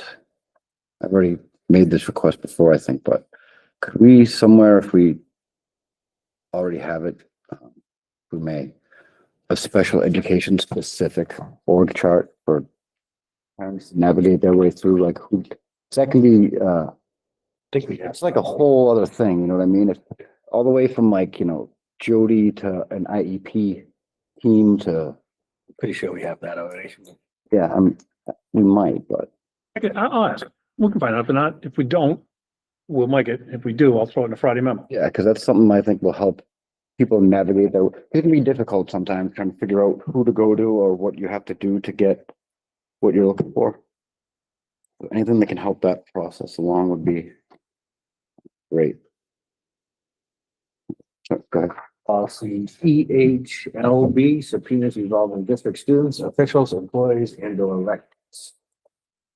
As per the New Hampshire School Board Association, this new sample policy is to provide guidance in the event district personnel receive subpoenas, court agencies, appearances relatives to official duties, and or provide records or testimony relative to students, employees, the district, or SAU.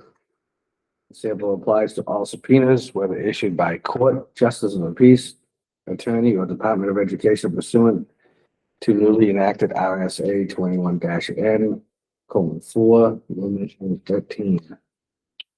Been sued once as a school board member. You school one, haven't been sued once yet. Yeah, it's a school board. Don't say yet. It's like when you get named in them all the time. Like constantly.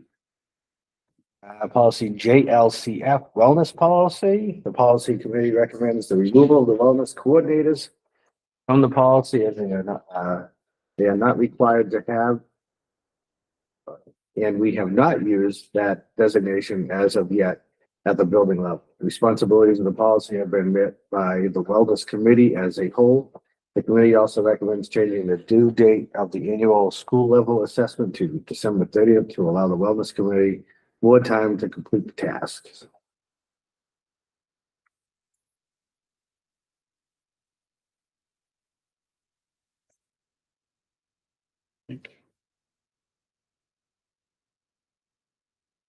Oh, Right. Reports. Nope, second reading. Oh, second reading, I missed it. Was there two? You want to read those ones? I'll make a motion to accept policy GCCAD leave for uniform service members or their spouses. Second. Second by John, discussion. All those in favor? I'll make a motion to accept policy JF enrollment. Second. Second by John, discussion. All those in favor? Aye. Committee reports. Yeah. I had a wellness committee meeting yesterday. We're going over their state wellness policy thing that we have to do. Basically, put numbers to what we feel like we're at for our policies. We saw it here a couple of years ago now. It's a little strange how they do it, to be honest with you. I don't know how to put it. It's, We're grading ourselves. yeah, basically, it's, I mean, it's not easy because I mean, thank goodness we have. We do it on the everybody curve. there, but I mean. Retakes, we get retakes.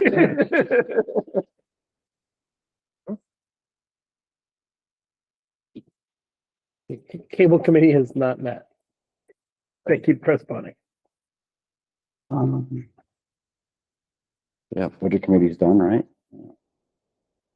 We did have a meeting, but it was at the town to look. Yeah.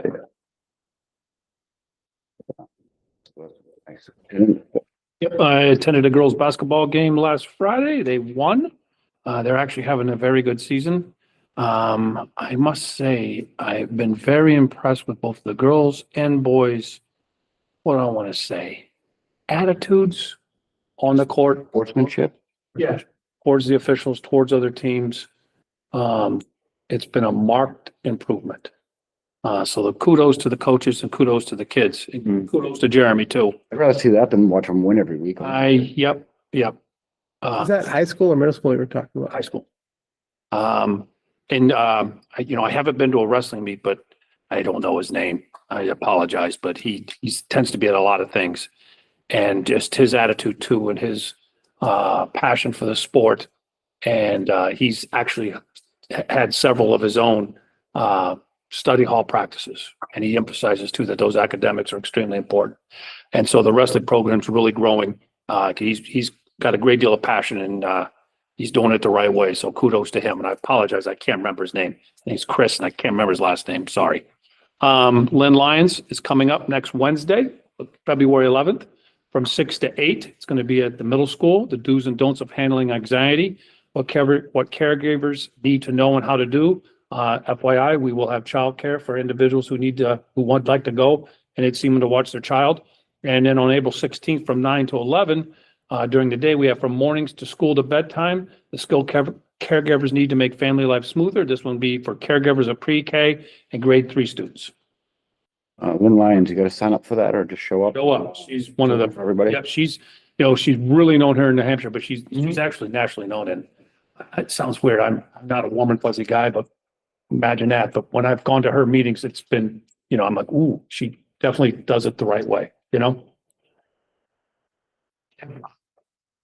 Sorry. I'm not trying to.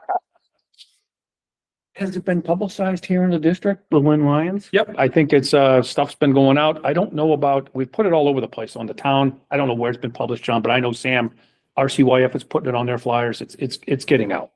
So it's been on the Friday. That I don't know. I don't read those. I couldn't tell you. We can reach out and have some of these things put on the town calendar. Yeah. For things If that we people might could be just interested in. double check whether or that they're gonna be on Fridays. Yeah. Please. Let's see what Jennifer said. Thank you. My wife and I went to a Oh, thing. here we go. On RCTV newsletters and Facebook. So So Wayne, it's been out on the Friday email? That I don't know. Everywhere else, but probably that, John. kind of similar to that thing, my wife and I went and saw a thing about neurodivergence they did at Lamprey Healthcare last night. That was pretty informative. I think the woman's name was Meg Thompson, something like that. I forget now, but I can't go to the next, it's Wednesday? Wednesday the I'm 9th. not available. I forgot about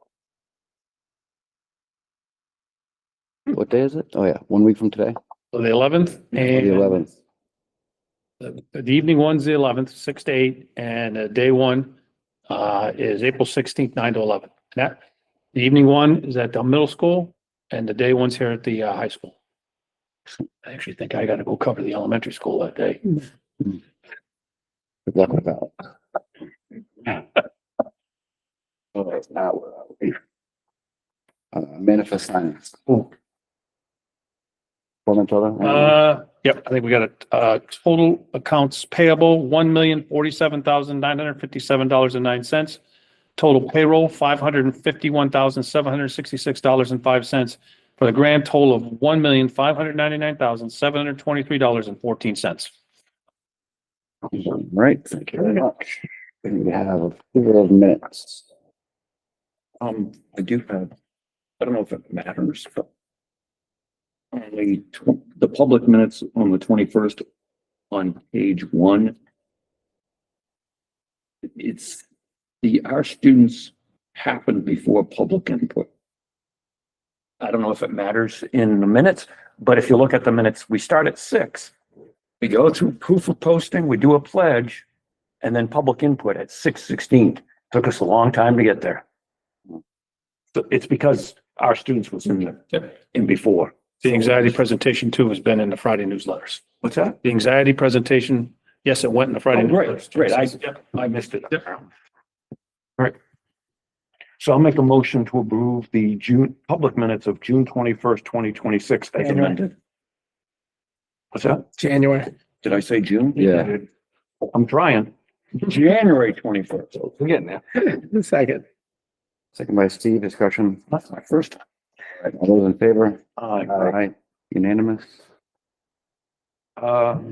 Make a motion to approve the non-public minutes and keep them sealed for a year as it will render Actions in effect. actions ineffective. Second. By Joe, discussion. All those in favor? Aye. Right, and now we have a Make a Want to motion. make a motion? Go on. non-public. And we go into non-public session under RSA 91A-3, Roman numeral 2C. Second. Right, second by John, discussion. Steve, Yes. John, Yes. myself, yes, Joe, Yes. all right. Yes, thank you very much. Right.